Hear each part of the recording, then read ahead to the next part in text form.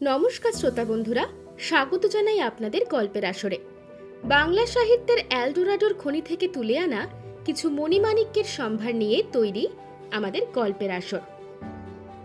আর সেই আড্ডার আসরে আমরা আজ আপনাদের জন্য নিয়ে হাজির হয়েছি লেখক সুকান্ত দাসের কলমে লেখা সত্যান্বেষী নিখিলেশ বক্সী সিরিজের নতুন একটি গল্প, চুরি যাওয়া রাজমুকুট।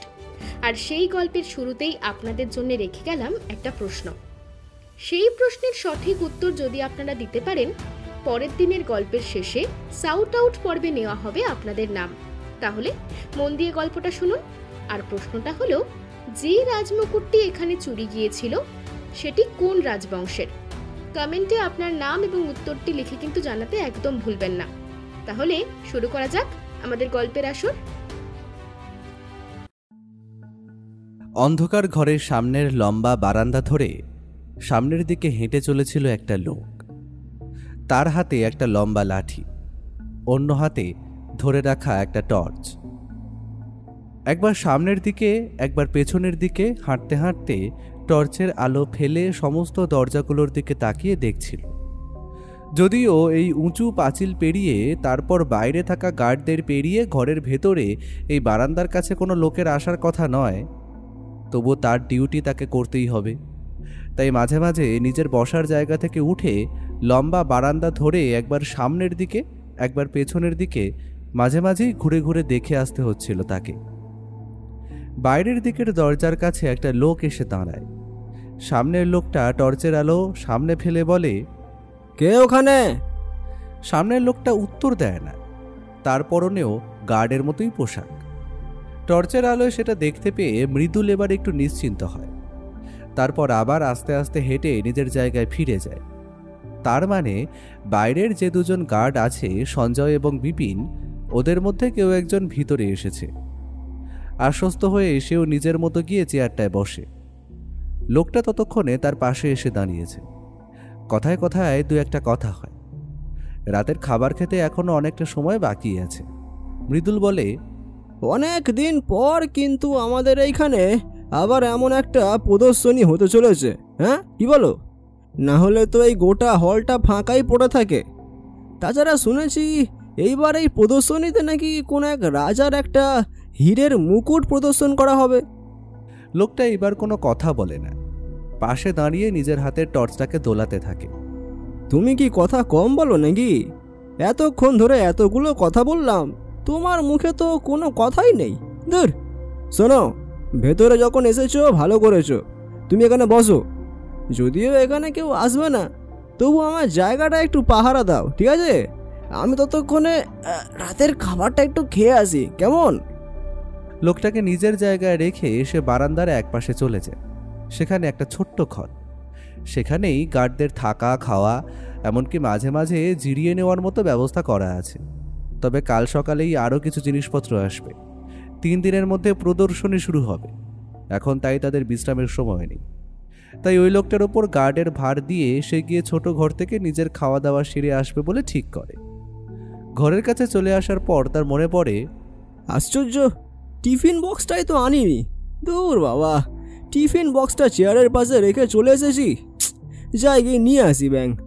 কথাটা ভেবে গার্ড যখন টিফিন বক্স আনার জন্য বারান্দার কাছে তার চেয়ার পর্যন্ত পৌঁছেছে, তখন দেখতে পায় একটা দৃশ্য। সেই লোকটা টর্চের আলো ঘরের দরজার ওপর ফেলে কি যেন চাবির মতো ঘুরিয়ে ঘুরিয়ে দরজা খোলার চেষ্টা করছে। এই, তুমি কি করছো? আরে দরজা খুলছো কেন? এই, খবরদার খবরদার বলছি, দরজা খোলার চেষ্টাও করবে না। লোকটা একটু চমকে যায়, দরজা থেকে হাতটা সরিয়ে উঠে দাঁড়ায়। মৃদুল এবার তার সামনে এগিয়ে আসে। রাগে তার গোটা শরীর যেন থরথর করে কাঁপছে। রাগের ভাবটা মুখে এনেই সামনে এগিয়ে এসে লোকটার কলারটা সে চেপে ধরে। এই বেটা, এই দরজা খুলছিস কেন? হ্যাঁ, এত সাহস? এভাবে গার্ডদের মাঝে দাঁড়িয়ে দরজা খুলতে চেষ্টা করছিস? হ্যাঁ, দাঁড়া বেটা দাঁড়া, এক্ষুনি তোর ব্যবস্থা করছি। দাঁড়া, তুই এখানে দাঁড়া, আমি দেখছি। এই, কে কোথায় আছিস? তাড়াতাড়ি ম্যানেজারকে একবার আসতে বলতো ভেতরে। এই লোকটা এখানে। কিন্তু তার কথা শেষ হলো না। তার আগেই পেছন থেকে একটা ভারী কিছুর আঘাত মাথায় লাগাতে আর্তনাদ করে সে মেঝের উপর ধপ করে পড়ে যায়। তার মাথা ফেটে গল গল করে রক্ত বেরোচ্ছে। তার পেছনে এসে উবু হয়ে পড়ে সেই লোকটা। টর্চের আলো লোকটার মৃদুলের মাথার ক্ষতস্থানের উপরে ফেলে। এরপর ফের সেই টর্চটা দিয়ে তার মাথার মাঝখানে আঘাত করতে থাকে, একবার, দুবার, তিনবার। এরপর যখন সে নিশ্চিন্ত হয় যে মেঝেতে পড়ে থাকা লোকটা সত্যি সত্যি মারা গেছে, তখন উঠে আবার এগিয়ে যায় দরজার দিকে। চাবির মতো জিনিসটা দিয়ে খুটখাট করতে করতে একসময় খুলেই ফেলে ঘরের দরজা। ঘরের ভেতর টর্চের আলো ফেলে তার মুখে ফুটে ওঠে একটা অদ্ভুত পৈশাচিক হাসি।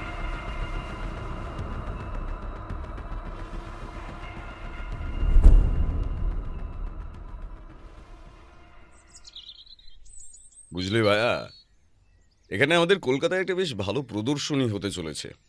নানা জায়গায় বেশ দামি হিরে জহরত মণিমুক্ত, মানে তার সঙ্গে বিভিন্ন রাজা মহারাজাদের দামি দামি জিনিসপত্র, যেমন ধরো বর্ম থেকে শুরু করে অস্ত্র শস্ত্র, সোনার মুকুট, গলার হার, এমনকি কোমরবন্ধ পর্যন্ত আছে বলে শুনেছি।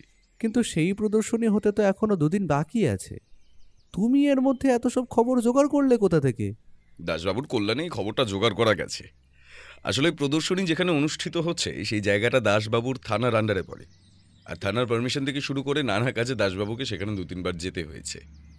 দাসবাবুই বলেছিলেন সে নাকি এলাহি ব্যবস্থা, অনেক দামি দামি জিনিসপত্র সেখানে রয়েছে, পুলিশের পাহারা বাড়াতে হয়েছে। তাছাড়া ওই যারা আর কি প্রদর্শনীর সমস্ত ব্যাপারটা দেখছে তাদের নিজেদেরও লোক রয়েছে। বুঝতেই পারছো, এত দামি দামি জিনিসপত্রের ব্যাপার, তারপর নানা জায়গা থেকে সেই সমস্ত জিনিসপত্র আসছে। ভালোই ভালো সব কিছু হলেই হলো, কিন্তু দামি দামি জিনিসপত্র এত সব কিছু শুনলেই না আমার কেমন জানি একটা বিপদের গন্ধ আছে বলে মনে হয়। তাছাড়া ওই যে ওখানে যে প্রদর্শনী হচ্ছে, বিবেকানন্দ হল, তো ওখানে তো বোধহয় অনেক দিন পরেই এমন কিছু হচ্ছে, কি বলো? তা যা বলেছ, প্রায় 3 বছর আগে একটা আর্ট এক্সিবিশন হওয়ার কথা ছিল, কিন্তু তার আগেই তাদের নিজেদের কোনো একটা সমস্যার জন্য এই আর্ট এক্সিবিশনের গোটা দলটাই কোনো একটা সমস্যা করে, আর তাতেই ব্যাপারটা বন্ধ করতে হয়। তারপর থেকে নানা কারণে সেখানে আর তেমন বড়সড় কিছু হয়নি, ছোটোখাটো অনেক কিছুই হয়েছে, কিন্তু প্রায় 3 বছর পর এত বড় একটা কিছু হতে চলেছে, তাও আবার কলকাতার মধ্যে সব থেকে বড় প্রদর্শনী।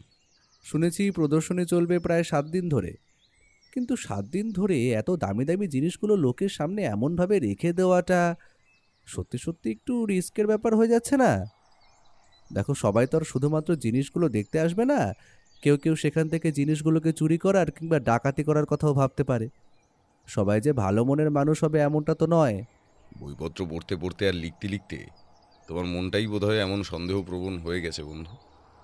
আরে বিপদ অপরাধ এই সমস্ত কিছু বাদ দিয়েও তো মাঝে মাঝে ভাবতে পারো, 7 দিনের প্রদর্শনী যদি খুব ভালো হয় তাহলে বিবেকানন্দ হলের কত নাম হবে ভাবতে পারছো? কিন্তু দাসবাবু একটা খবর দিয়েছেন, তিনি বলেছেন যারা ব্যাপারটা দেখছে তারা সন্দেহ করছে এত দামি জিনিসপত্র এখানে আনার পরে নিশ্চয়ই কিছু না কিছু একটা হওয়ার সম্ভাবনা রয়েছে। নিখিলেশের কথায় আমি সামান্য হেসে বৌঠানের দিকে তাকিয়ে বললাম, গন্ধ আমি একা পাইনি গো বৌঠান, দাসবাবুও গন্ধ পেয়েছে, কিন্তু ও যে সেসব নিয়ে ভাবতেই চায় না। বুঝতে পেরেছি, আসলে অপরাধ নিয়ে নাড়াচাড়া করতে করতে ওর আর অপরাধ ব্যাপারটা বোধহয় খুব একটা ভালো লাগছে না, বুঝলে? তাই অপরাধ এবং অপরাধীর নাগালের বাইরে থাকতে পারলেই বোধহয় ওর এখন ভালো লাগে। সকালে চায়ের কাপ নিয়ে আমরা 3 জন বসেছিলাম। এই সময়টা বৌঠান ঘরের কিছু কাজকর্ম সেরে এসে চায়ের কাপ নিয়ে বসে খবরের কাগজ পড়ে। চা খেয়ে খবরের কাগজ পড়া হয়ে গেলে তারপর আবার বৌঠান রান্নার কাজে চলে যায়। চায়ের কাপে সবেমাত্র কয়েকটা চুমুক দিয়েছি, এমন সময় টেলিফোনটা বেজে উঠতেই ও উঠে গিয়ে টেলিফোনটা ধরল, আর তারপরেই ওর মুখে শুনতে পেলাম কয়েকটা কথা। আচ্ছা, কখন হয়েছে? কেউ দেখেছে? ঠিক আছে, আমি আসছি। হ্যাঁ ঠিক আছে, ভুলেও মৃতদেহ বা তার আশেপাশে পড়ে থাকা কোনো জিনিসই কেউ যেন হাত না দেয়। আমি আসছি। ওর মুখে কথাগুলো শুনে আমি আর বৌঠান একবার মুখ চাওয়াচাওয়ি করেছিলাম। তারপর যখন ও তাড়াতাড়ি এসে চায়ের কাপে শেষ চুমুক দিয়ে বলল, ভাইয়া তৈরি হও, আমাদের এক্ষুনি বেরোতে হবে। যেখানে প্রদর্শনী হওয়ার কথা ছিল সেখানে কাল রাতে একটা খুন হয়েছে, যদিও ব্যাপারটা এখনো পর্যন্ত বাইরে কাউকে জানাতে দেওয়া হয়নি। বুঝতেই পারছো, এমন একটা ব্যাপার বাইরে এলে তাদের বড় ধরনের সমস্যা হতে পারে। দাসবাবু ঘটনাস্থলে পৌঁছে গেছে, আমায় সেখানে যেতে বলেছেন, এর মধ্যে কিছু একটা ব্যবস্থা করতেই হবে। আমি অবাক হয়েছিলাম। সত্যি বলতে কথায় কথায় বিপদের কথা বললেও আমি নিজেও চাইনি যে এমন একটা কিছু হোক। বোধহয় বিবেকানন্দ হলের ভাগ্যটাই খারাপ, আগেরবারও এমন একটা সমস্যা হলো, আর এইবারেও আরও বড় একটা সমস্যা। আমি আর দেরি না করে তাড়াতাড়ি পোশাক বদলে নিয়ে বেরিয়ে পড়লাম। তারপর একটা গাড়ি ধরে বিবেকানন্দ হলে যখন পৌঁছলাম, তখন দেখি হলের সামনের গেটটা পুরো ফাঁকা। একজন কনস্টেবল দাঁড়িয়ে ছিল। আমাদের দেখতে পেয়ে এসে আমাদেরকে বিবেকানন্দ হলের পেছনের দিকে নিয়ে গেল। সেদিকে গিয়ে দেখি পেছনের দিকে একটা ছোট মতো ঘরের কাছে বেশ কয়েকজন লোকজন দাঁড়িয়ে রয়েছে। তাদের মধ্যে দাসবাবুও রয়েছে। আমাদের দেখতে পেয়ে দাসবাবু এগিয়ে এসে বলে, ব্যাপারটা কালকে রাতের দিকেই ঘটেছে, কিন্তু তখন বোঝা যায়নি। মৃতদেহটাকে এখান থেকে টেনে নিয়ে গিয়ে ওই ঘরের মধ্যে ঢুকিয়ে রাখা হয়েছিল। আজ সকালে ডিউটি বদলের সময় ব্যাপারটা বোঝা যায়। কাল রাতে একে যে কখন খুন করা হয়েছে সেটাই তো বুঝতে পারছি না। আমরা ছাড়াও আরও কয়েকজন এখানে ছিল, 3 জন গার্ড, তাছাড়া আরও কিছু লোকজন যারা হয়তো এই বিবেকানন্দ হলেরই কর্মী এবং লোকজন। তাদের মধ্যে যে ম্যানেজার, সে এবার এগিয়ে বলল, 2 দিন পরে এত বড় একটা প্রদর্শনী হতে চলেছে, তার মধ্যে এমন একটা ব্যাপার হয়ে গেল, কিছুই তো বুঝতে পারছি না। বাকি সব কিছু ঠিক আছে? মানে হলের ভেতরের জিনিসপত্র বা যা যা দামি দামি জিনিসপত্র, তার সব কিছু জায়গা মতো আছে তো? প্রথমে সেগুলোই দেখা হয়েছে, সব কিছু ঠিক আছে, কিন্তু জিনিস এখনো পর্যন্ত এসে পৌঁছয়নি। আজকালের মধ্যেই এসে পড়বে। 2 দিন পরে প্রদর্শনী শুরুর আগেই সব জিনিস চলে আসবে। কিন্তু ব্যাপারটা হলো, এই ঘটনা যদি বাইরে যায় তাহলে বুঝতেই তো পারছেন, এত দামি দামি জিনিসপত্র মানুষ ভরসা করে আমাদের এখানে পাঠিয়েছে, সেই সমস্ত তো ফেরত চলে যাবেই, সাথে আমাদের বিবেকানন্দ হল এবং আমাদের মান সম্মান সব ধুলোয় মিশে যাবে। কিন্তু কোনো কিছু চুরি যায়নি, কোনো কিছুই হয়নি, তাহলে হঠাৎ করে লোকটাকে কেউ খুন করতে যাবে কেন? আচ্ছা, এই লোকটার সঙ্গে কাল আর কারা কারা ডিউটিতে ছিল? এমনিতে রাতের বেলা আমাদের এই বিবেকানন্দ হলের ভিতরে একজনই থাকে, সে সারা রাত সব দেখাশোনা করে। আর সকালে একজন থাকে, সে তখন আবার সব দেখাশোনা করে। সকাল 6টা থেকে সন্ধ্যে 6টা পর্যন্ত একজন থাকে, আর সন্ধ্যে 6টা থেকে সকাল 6টা পর্যন্ত একজন। কিন্তু এই প্রদর্শনীর জন্য আমরা একজনের থেকে বাড়িয়ে 3 জন করে বারাদা রেখেছিলাম সকাল আর রাতের জন্য, আর তার জন্যেই বাইরে থেকে লোকের ব্যবস্থা করতে হয়েছে। কাল রাতেও 3 জন ছিল, 2 জন ছিল বাইরে আর একজন ছিল হলের ভিতরে। এই লোকটা এই হলের ভিতরে ছিল। বাইরে যে 2 জন ছিল তারা কেউই রাতের বেলা ভেতরে আসেনি। ভোরবেলা ডিউটি চেঞ্জ করার সময় ওরা ভিতরে আসে, তখন প্রথমে রক্ত দেখতে পায়। ওই যে ওরা দাঁড়িয়ে আছে, আরে তোমরা একটু বলো না। এবার চোখে পড়লো দাঁড়িয়ে থাকা লোকজনদের মধ্যে 5 জনের মধ্যে 4 জনের গায়ে একই রকমের পোশাক। একজনের গায়ে পোশাকটা সাধারণ। তাদের মধ্যে 2 জনে এগিয়ে এলো। আমি কিছু জানি না। সকালবেলা ভিতরে রক্ত দেখতে পেয়ে আমি চিৎকার করতেই ওরা 4 জন ভিতরে আসে। আমাদের ডিউটি বদল হয়ে এখন ওদের 3 জনের ডিউটি করার সময় হয়ে গেছিল। ভিতরে এসে রক্ত দেখে সবাই ভয় পেয়ে যায়। তখনই দেখতে পাই রক্তটা সরে চলে গেছে ওই ছোট ঘরটা পর্যন্ত। আমরা কোনো রকমে রক্ত থেকে পা বাঁচিয়ে ঘরের ভিতর গিয়ে দেখি দরজা বন্ধ। দরজা খুলে ভিতরে তাকাতেই দেখি রক্তে ভেসে যাচ্ছে জায়গাটা। তার মধ্যে ওই গার্ডটা মুড়ে পড়ে আছে। সঙ্গে সঙ্গে আমাদের মধ্যে 2 জন গিয়ে ম্যানেজারকে খবর দিল। রাতের বেলা তার মানে এই গোটা বিবেকানন্দ হলের আশেপাশে তোমরা 2 জন আর তার সঙ্গে এই মৃত লোকটা ছিল। ম্যানেজার বাবু, রাতে আপনি কোথায় ছিলেন? রাতে তো আর এখানে থাকার দরকার পড়ে না, রাতে আমি বাড়ি চলে যাই, সকাল সকাল আবার চলে আসি। এই প্রদর্শনীর জন্য এমনিতেই নানা দিকে আমায় ছোটাছুটি করতে হচ্ছে, তাই সন্ধ্যের পর থেকে ওদেরকে সমস্ত কাজ বুঝিয়ে দিয়ে আমি চলে যাই, আবার সকালে চলে আসি। আজও সকালে তাড়াতাড়ি চলে আসবো বলেই ঠিক করেছিলাম। তার আগেই ওরা আমার বাড়িতে গিয়ে সমস্ত কথাটা বলতেই আমি আর দেরি না করে প্রথমে পুলিশকে টেলিফোন করি, তারপরে পুলিশ এখানে আসে। ও কথাগুলো শুনতে শুনতে ঘরের ভেতরে একপাশে দেওয়ালে হেলান দিয়ে বসিয়ে রাখা মৃতদেহটার দিকে তাকিয়ে দেখছিল। মৃতদেহের পরনে পাহারাদারের পোশাক। এই পাহারাদারের পোশাকগুলো হালকা নীলচে রঙের জামা প্যান্ট, দুটোই একই রকম। তাছাড়া একটা লাঠি, কোমরে বেল্ট এবং মাথায় টুপি, এইসব কিছুই বোধহয় এই পাহারাদারের পোশাকের একটা অংশ। তার মাথার টুপিটা এখন নেই, পোশাকটা রক্তে ভেসে গেছে। মাথার কাছ থেকে বেরিয়ে আসা রক্ত ছড়িয়ে পড়েছে চারপাশে। সবকিছু ভালো করে দেখল। এমনকি রক্তের যে ছোপ লম্বা বারান্দা থেকে এই দিকে এসেছে সেটাও পর্যন্তও দেখল। আসলে এই বারান্দাটার সামনের দিকে বাইরে থেকে বড় গেট দিয়ে ঢুকে খানিকটা প্রশস্ত জায়গা, তারপরে লম্বা বারান্দা ধরে এসে পাশাপাশি টানা কয়েকটা দরজা, সেই দরজা দিয়ে হলের ভেতরের দিকে ঢোকার ব্যবস্থা। তার শেষের দিকেই ছোট্ট ঘরটা। ও খানিকটা দেখা হয়েছে। দাসবাবু বললেন, ভারী কিছু দিয়ে মাথায় মারা হয়েছে, একবার নয় বেশ কয়েকবার মারা হয়েছে বলেই মনে হচ্ছে, অন্তত ক্ষতটা দেখে সেটাই মনে হচ্ছে। কিন্তু আশেপাশে এমন কিছু পাওয়া যায়নি যেটা দিয়ে খুনটা করেছে। সেটা পরের কথা দাসবাবু, তার চেয়ে আগের কথা হলো অপরাধী ভিতরে ঢুকলো কি করে? যদি বাইরে পাহারা থাকে তাহলে অপরাধী ভিতরে ঢুকে একজনকে খুন করে চলে গেল, বাইরের লোক দুজন জানতেও পারলো না, এটা অস্বাভাবিক ব্যাপার নয় কি? তার জন্যই তো ওদের দুজনকে আটকে রেখেছি, ওদের দুজনকে এই মুহূর্তে ছাড়া যাবে না। ম্যানেজারের কথায় দুজন প্রায় ভয় পেয়ে গেল। আমাদের দিকে তাকিয়ে এক কথায় ওরা বোঝাতে চাইল ওরা সত্যিই কিছু জানে না। ওরা বাইরে গেটের কাছে পাহারায় ছিল। গেট থেকে ওই দরজা পর্যন্ত জায়গাটা অনেকটা বড়। তারা মাঝে মাঝে উঠে এদিক ওদিক পাহারা দিচ্ছিল, কিন্তু তার মধ্যে যে কি হয়ে গেছে ওরা তা জানতেও পারেনি। তাছাড়া ভিতর থেকে যদি ওই লোকটার গলার আওয়াজ শুনতে পেত তাহলে হয়তো ওরা দেশে দেখত, কিন্তু কোনো রকম চিৎকার চেঁচামেচি কোনো কিছুই নাকি ওরা শুনতে পায়নি। বিশ্বাস করুন নিখিলেশ বাবু, আমরা কোনো কিছু শুনিনি। হলের ভিতর যে এত দামি জিনিসপত্র আছে সেগুলো তো আমরাও জানি, আর তার জন্যই আমরা সব সময় সজাগ হয়েছিলাম। ওখানে বসে আমরা কথা বলছিলাম, বারবার এদিক ওদিক তাকাচ্ছিলাম, কিন্তু যদি কাউকে দেখা যেত তাহলে তো আমরা তক্ষুনি এখানে আসতাম। তাছাড়া একটা অচেনা লোক ভেতরে ঢুকে ওই লোকটাকে খুন করবে, লোকটা তো একবার হলেও চিৎকার করবে। আমিও সেটাই ভাবছি নিখিলেশ বাবু, ওদের দুজনকে সন্দেহের বাইরে রাখা যাচ্ছে না। হতেই পারে ওরাই কাজটা করেছে, আর তারপর সেক্ষেত্রে ওরা কাজটা করে তারপর এখানে শুধু শুধু ধরা পড়ার জন্য অপেক্ষা করবে, সেটাও তো মেনে নেওয়া যাচ্ছে না। ওদের ভুল হয়েছে, সেটা হয়েছে পাহারায়, কিন্তু আমার কেন জানি মনে হচ্ছে কাজটা অন্য কারো। অন্য কারো কেন? ভালো করে মাথার আঘাত দুটো লক্ষ্য করলে একটা জিনিস কিন্তু বেশ বোঝা যায়। ক্ষত দুটো হয়েছে একদম মাথার উপরের দিকে, অর্থাৎ যে আঘাতটা করেছে তার উচ্চতা এই লোকটার উচ্চতার চেয়ে সামান্য হলেও বেশি, আর তাতেই আঘাতগুলো এমনভাবে করা গেছে।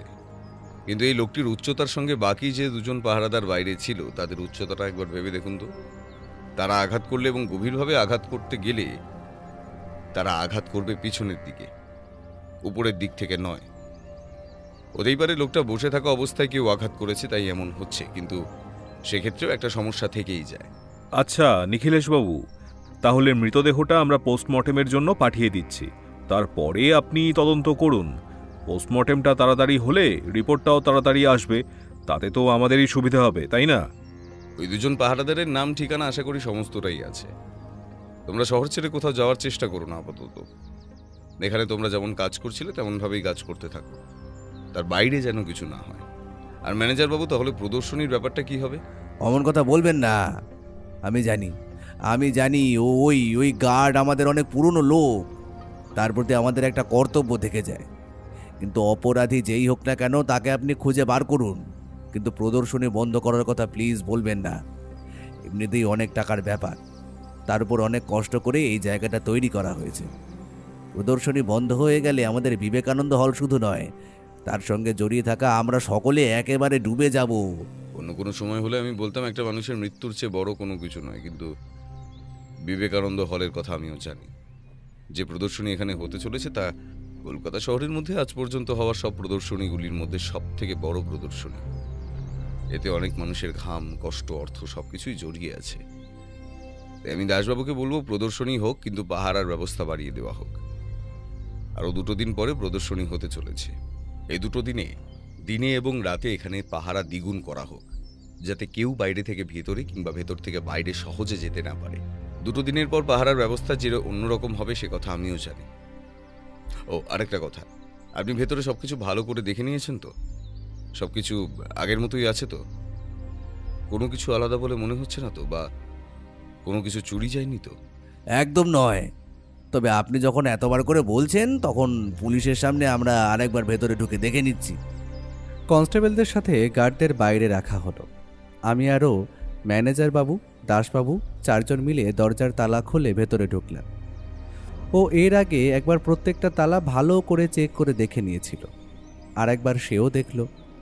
ভেতরে ঢুকেই ভেতরের আলো জ্বালানো হলো। ঘরটা বেশ বড়, তবে এইটা হল ঘরের এক পাশের একটা রুম। এখানে জিনিসপত্রগুলো এখন রাখা হয়েছে। 2 দিন পর প্রদর্শনীর দিন আসল হলে জিনিসগুলো নিয়ে সাজিয়ে রাখা হবে। লম্বা চেয়ার এবং তার সঙ্গে মেঝের ওপর পেতে রাখা মোটা মোটা কার্পেটের ওপরে কিছু জিনিসপত্র, বাক্স এটা ওটা ছড়িয়ে ছিটিয়ে রাখা হয়েছে। ও ঠিক বলেছিল, অস্ত্রশস্ত্র, ঢাল, তলোয়ার থেকে শুরু করে বর্ম, এমনকি বেশ কিছু গয়নাগাটি, অলংকার, হিরে জহরাতের জিনিসপত্র সব কিছুই রয়েছে। একপাশে একটা লাল রঙের বেশ বড়সড় বাক্স রয়েছে, তার পাশাপাশি আরও কয়েকটা এমন ছোট বড় বাক্স আছে। সেদিকে দেখিয়ে ও বলল, আচ্ছা, এই বাক্সগুলোর মধ্যে কি আছে? ম্যানেজার বাবু সেদিকে এগিয়ে গেলেন। তারপর বাক্সগুলোর মধ্যে থেকে বড় একটা বাক্স তুলে ধরলেন। তারপর বললেন, এটা হলো একটা অদ্ভুত জিনিস। এটা হলো একটা হীরক খণ্ড দিয়ে সাজানো একটা মুকুট। এই মুকুট এক মহারাজার সম্পত্তির অংশ। বিশেষ কারণে সেই মহারাজার পরিবারের কথা কিংবা তাদের নাম আমি আপনাকে বলতে পারবো না, তবে ভারতবর্ষের বিখ্যাত কিছু রাজাদের মধ্যে তাদের বংশ এখনো পড়ে। তাদের কাছ থেকে অনেক অনুনয় বিনয় করে আমরা এই মুকুট জোগাড় করতে পেরেছি। এই মুকুটে রয়েছে মোট 7টি হিরে, যার এক একটির দাম প্রায় 10 লক্ষ টাকারও বেশি। ম্যানেজারের কথায় আমরা 3 জনেই অধীর আগ্রহে যেন অপেক্ষা করতে লাগলাম সেই হীরকখণ্ড খচিত মাথার মুকুট দেখার জন্য। ম্যানেজার বাক্সটা হাতে তুলে নিলেন, তারপর হাসি মুখে সেই বাক্সের ডালা খুলে ভেতরে হাত ঢুকিয়ে দিলেন। কিন্তু মুহূর্তের মধ্যেই তার মুখের সেই হাসিটা মিলিয়ে গেল। ও বোধহয় কিছু বুঝতে পেরেছিল, তাই তাড়াতাড়ি উঠে গেল সামনের দিকে। ততক্ষণে ম্যানেজারের গোটা শরীর থরথর করে কাঁপতে শুরু করেছে। বাক্সটা তার হাত থেকে নিচে মেঝেতে পড়ে ঠক করে শব্দ হলো। ও বাক্সটার ভিতর দেখে নিয়ে বলল, এমনটাই সন্দেহ করেছিলাম, বাক্সের ভেতরে সে মুকুটটা নেই। ম্যানেজার বাবু, ম্যানেজার বাবু, সেই হীরের মুকুটটা নেই। ওটার দাম কম করে 70 থেকে 80 লক্ষ টাকা। আমি ও দাসবাবু 3 জনেই যেন পাথরের মূর্তির মতো নিশ্চল চুপচাপ হয়ে গেছি। ম্যানেজার বাবু যে কেন এত ভয় পাচ্ছেন সেটা বুঝতে দেরি হচ্ছে না কারোর। তবে এটাও মনে হচ্ছিল যে এই মুকুট চুরির সঙ্গে কি ওই গার্ডের মৃত্যুর কোনো সম্পর্ক আছে। কিন্তু দরজা তো বাইরে থেকেই বন্ধ ছিল। তাহলে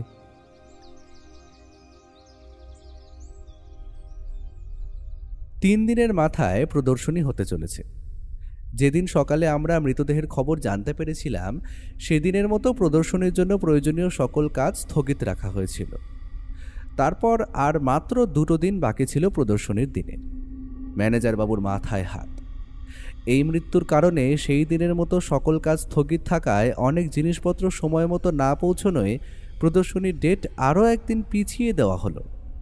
বাইরে শুধু বিজ্ঞপ্তি দিয়ে সবাইকে জানিয়ে দেওয়া হলো যে কিছু জিনিসপত্র এখনো এসে পৌঁছয়নি, তাই প্রদর্শনী শুরু হবে আরও একদিন পর, অর্থাৎ মঙ্গলবার। আজ শনিবার। বিবেকানন্দ হল থেকে বাড়ি ফিরে আসার পর থেকেই ওর মুখটা কেমন যেন থমথমে। তার মুখটা যেন দুশ্চিন্তার ছায়ায় ঘিরে রয়েছে।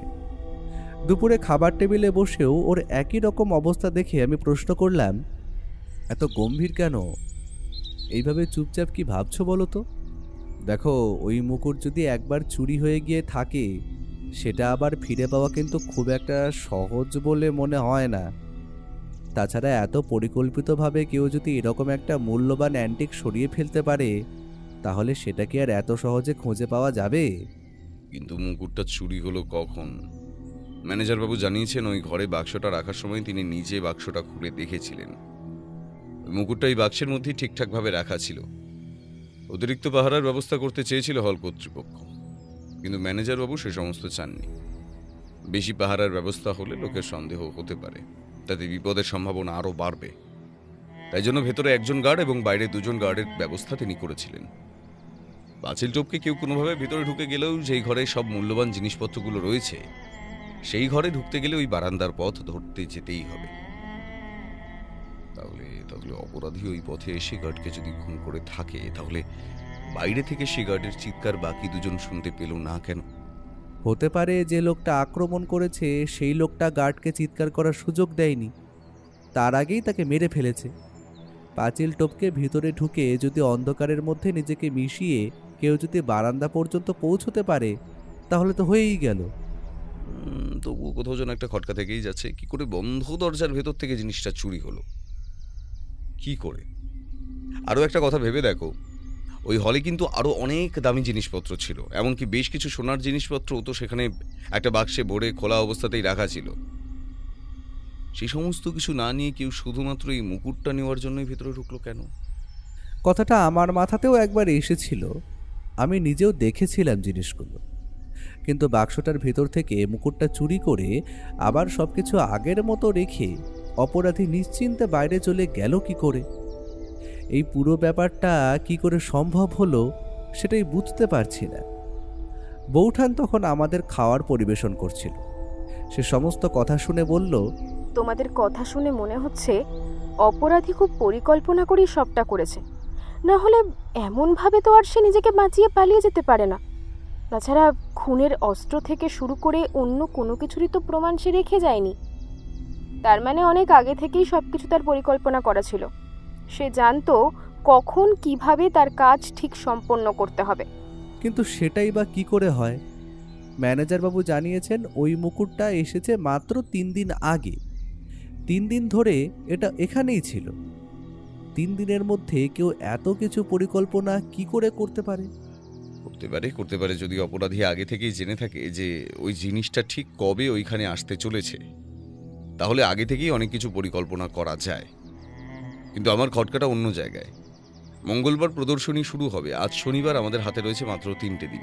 এই 3টে দিনের মধ্যে যেভাবেই হোক চেষ্টা করতে হবে ওই মুকুটটাকে পুনরুদ্ধার করার।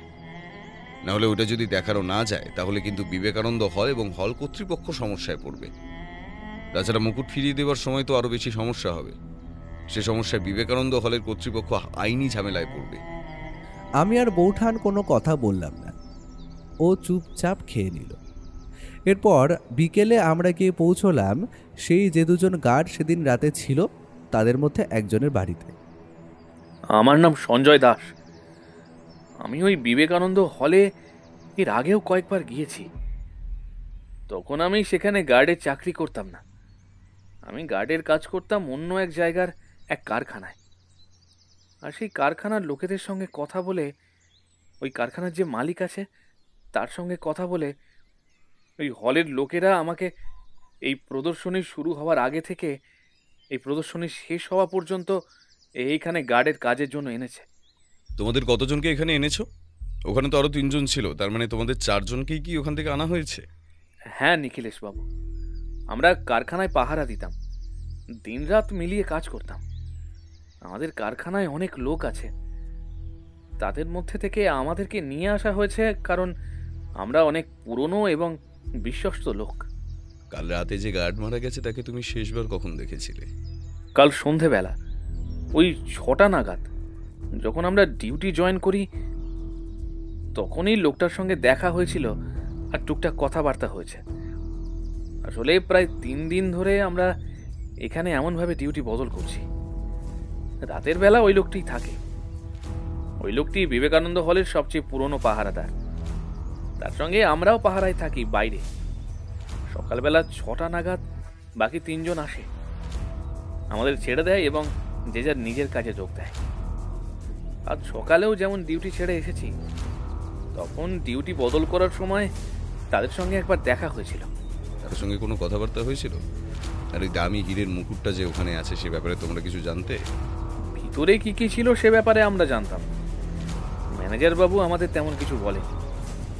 শুধু জানতাম প্রদর্শনী হবে, তাই ওই ঘরে দামি কিছু জিনিসপত্র আছে, তাই ভালো করে শুধু পাহারা দেওয়ার কথা বলেছিল।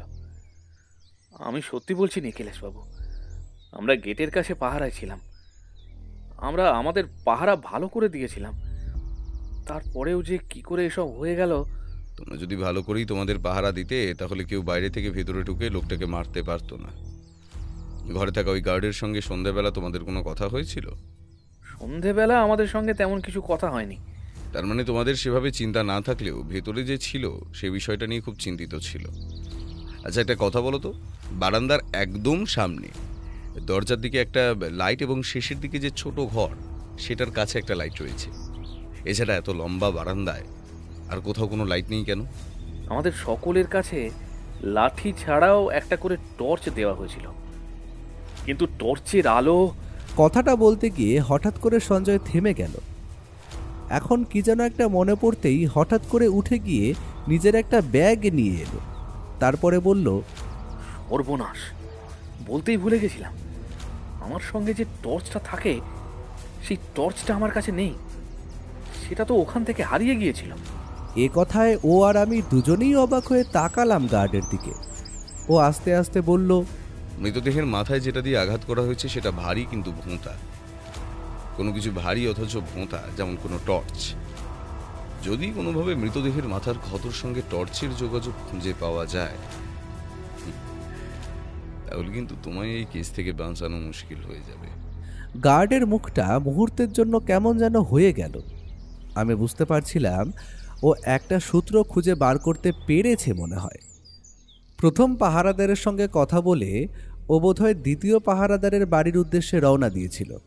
আমি বললাম, যদি প্রথম গার্ডের কাছ থেকে তার সেই টর্চটা হারিয়ে গিয়ে থাকে তাহলে তাকেই সন্দেহ করা যায়, কেননা এতগুলো গার্ডের নজর পেরিয়ে ভেতরে ঢোকাটা তো সহজ নয়। তারপর ওদেরই একটা টর্চ নিয়ে ভেতরে ঢুকে কেউ একজন ওদেরই সহকর্মী গার্ড মৃদুলকে এভাবে খুন করে আবার বাইরেও বেরিয়ে এলো, এটা তো মেনে নেওয়া যাচ্ছে না। সব থেকে বড় ব্যাপারটা তুমি ভুলে যাচ্ছ, শুধু খুন নয়, তার সঙ্গে সঙ্গে ওই হীরের মুকুটটাও চুরি হয়েছে। কিন্তু হীরের মুকুট তো অন্য কোনো সময়ও চুরি হয়ে থাকতে পারে। ম্যানেজার বাবু সেই হীরের মুকুট দেখেছিলেন সেদিন সকালবেলা।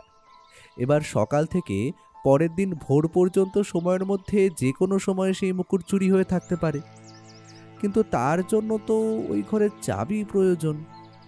দরজা ভাঙা হয়নি, তালাও আগের মতোই রয়েছে, আর চাবি একমাত্র থাকে ম্যানেজারের কাছে। তার মানে ম্যানেজারকে কিন্তু পুরোপুরিভাবে আমরা বিশ্বাস করতে পারছি না। একটা কথা ভেবে দেখো, যদি ওই হীরের মুকুট কোনোভাবে ম্যানেজার সরিয়ে থাকে, তাহলে পরবর্তীতে সমস্যা হলে সেটা কর্তৃপক্ষের সমস্যা, এবং যদি কোনোভাবে সেই সমস্যা থেকে বেরিয়ে আসা যায় তাহলে কিন্তু আখেরে ম্যানেজারেরই লাভ। তুমি বুঝতে পারছো না? সমস্ত দায়িত্ব তার উপরেই রয়েছে। যদি এই মুকুটটা হারিয়ে যায় তাহলে সব থেকে বেশি সমস্যায় প্রথমে কিন্তু তাকেই পড়তে হবে। তার জন্যই তো খুনটা করেছে, যাতে সবার নজরটা অন্যদিকে ঘুরিয়ে দেওয়া যেতে পারে। কিন্তু এখনো একটা কথা আমি বুঝতে পারছি না, ওই গার্ড যে মারা গেল সে একবারও চিৎকার করলো না কেন? নাকি ওই দুজন গার্ডের সঙ্গে ম্যানেজারও সমস্ত ব্যাপারটার সঙ্গে জড়িয়ে আছে? তারা হয়তো এমন কিছু একটা করতে চাইছে যেটা আমরা হয়তো ধারণাও করতে পারছি না। ভায়া, প্রতিপক্ষকে সবসময় নিজের থেকে বেশি বুদ্ধিমান বলে মনে করলে তাহলেই তুমি তাকে ধরতে পারবে।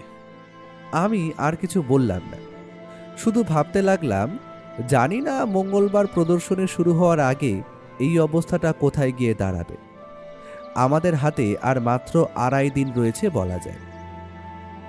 দ্বিতীয় পাহারাদারের সঙ্গে যখন দেখা হলো সে কিন্তু ভীষণ ভয় পেয়ে গেছে। একটু আগেই নাকি সে কারখানায় গিয়ে মালিকের সঙ্গে কথা বলে এসেছে যাতে ওই প্রদর্শনীতে তাকে আর পাহারার কাজ করতে না হয়। তখন অতটা কিছু ভাবিনি নিখিলেশ বাবু। বাড়িতে এসে সমস্ত কথা বলতেই আমার বউ কিন্তু ভীষণ ভয় পেয়ে গেছে। ছেলে বউ নিয়ে সংসার, যদি আমার কিছু হয়ে যায় তখন ওদের কি হবে বলুন তো? ওসব প্রদর্শনী নিয়ে আমার তো কোনো কাজ নেই, টাকার বিনিময়ে কাজ করি। কাজ না করলে তো আর কেউ আমাকে এমনি এমনি টাকা দেবে না। কিন্তু কিন্তু প্রাণটা চলে গেলে তার কি হবে বলুন তো? তুমি ওখানে কাজ না করতে চাইলে না করতেই পারো, সেটা তোমার ব্যক্তিগত ব্যাপার। কিন্তু কয়েকটা কথা তোমার কাছে জানতে এসেছি। আচ্ছা, তুমি আর তোমার সঙ্গে আরও একজন গার্ড, মোট 2 জন, তোমরা তো গেটের কাছে ছিলে সন্ধ্যাবেলা 6টার সময়। তোমাদের সঙ্গে ওই আরেকজন গার্ড যে মারা গেছে তার দেখা হয়েছিল নিশ্চয়ই? নিশ্চয়ই তার সঙ্গে তোমাদের কিছুক্ষণ কথাবার্তাও হয়েছিল। আমরা এখানে প্রায় 3 দিনের মতন কাজ করছি। ওই লোকটা রাতের বেলা ভেতরে থাকতো আর আমরা ওই গেটে থাকতাম রাতের বেলা। কিন্তু সত্যি বলতে কি, আমার সঙ্গে যে ছিল সঞ্জয়, সঞ্জয় ছাড়া আমি অন্যর সঙ্গে খুব একটা বেশি কথা বলতাম না। ওই লোকটির নাম যতদূর মনে পড়ে মৃদুল। আপনাকে তো আমার নাম বলেছি, আমার নাম বিপিন রায়। মৃদুল আমাদের চেয়ে বড় ছিল, তাই তাকে দাদা বলেই ডাকতাম। তবে সঞ্জয়ের সঙ্গে আমার বন্ধুত্বের সম্পর্ক অনেক দিন ধরেই একসঙ্গে একই কারখানায় প্রায় 7-8 বছর ধরে কাজ করছি। সঞ্জয় আমার থেকেও বেশি সময় ধরে ওই কারখানায় কাজ করে চলেছে।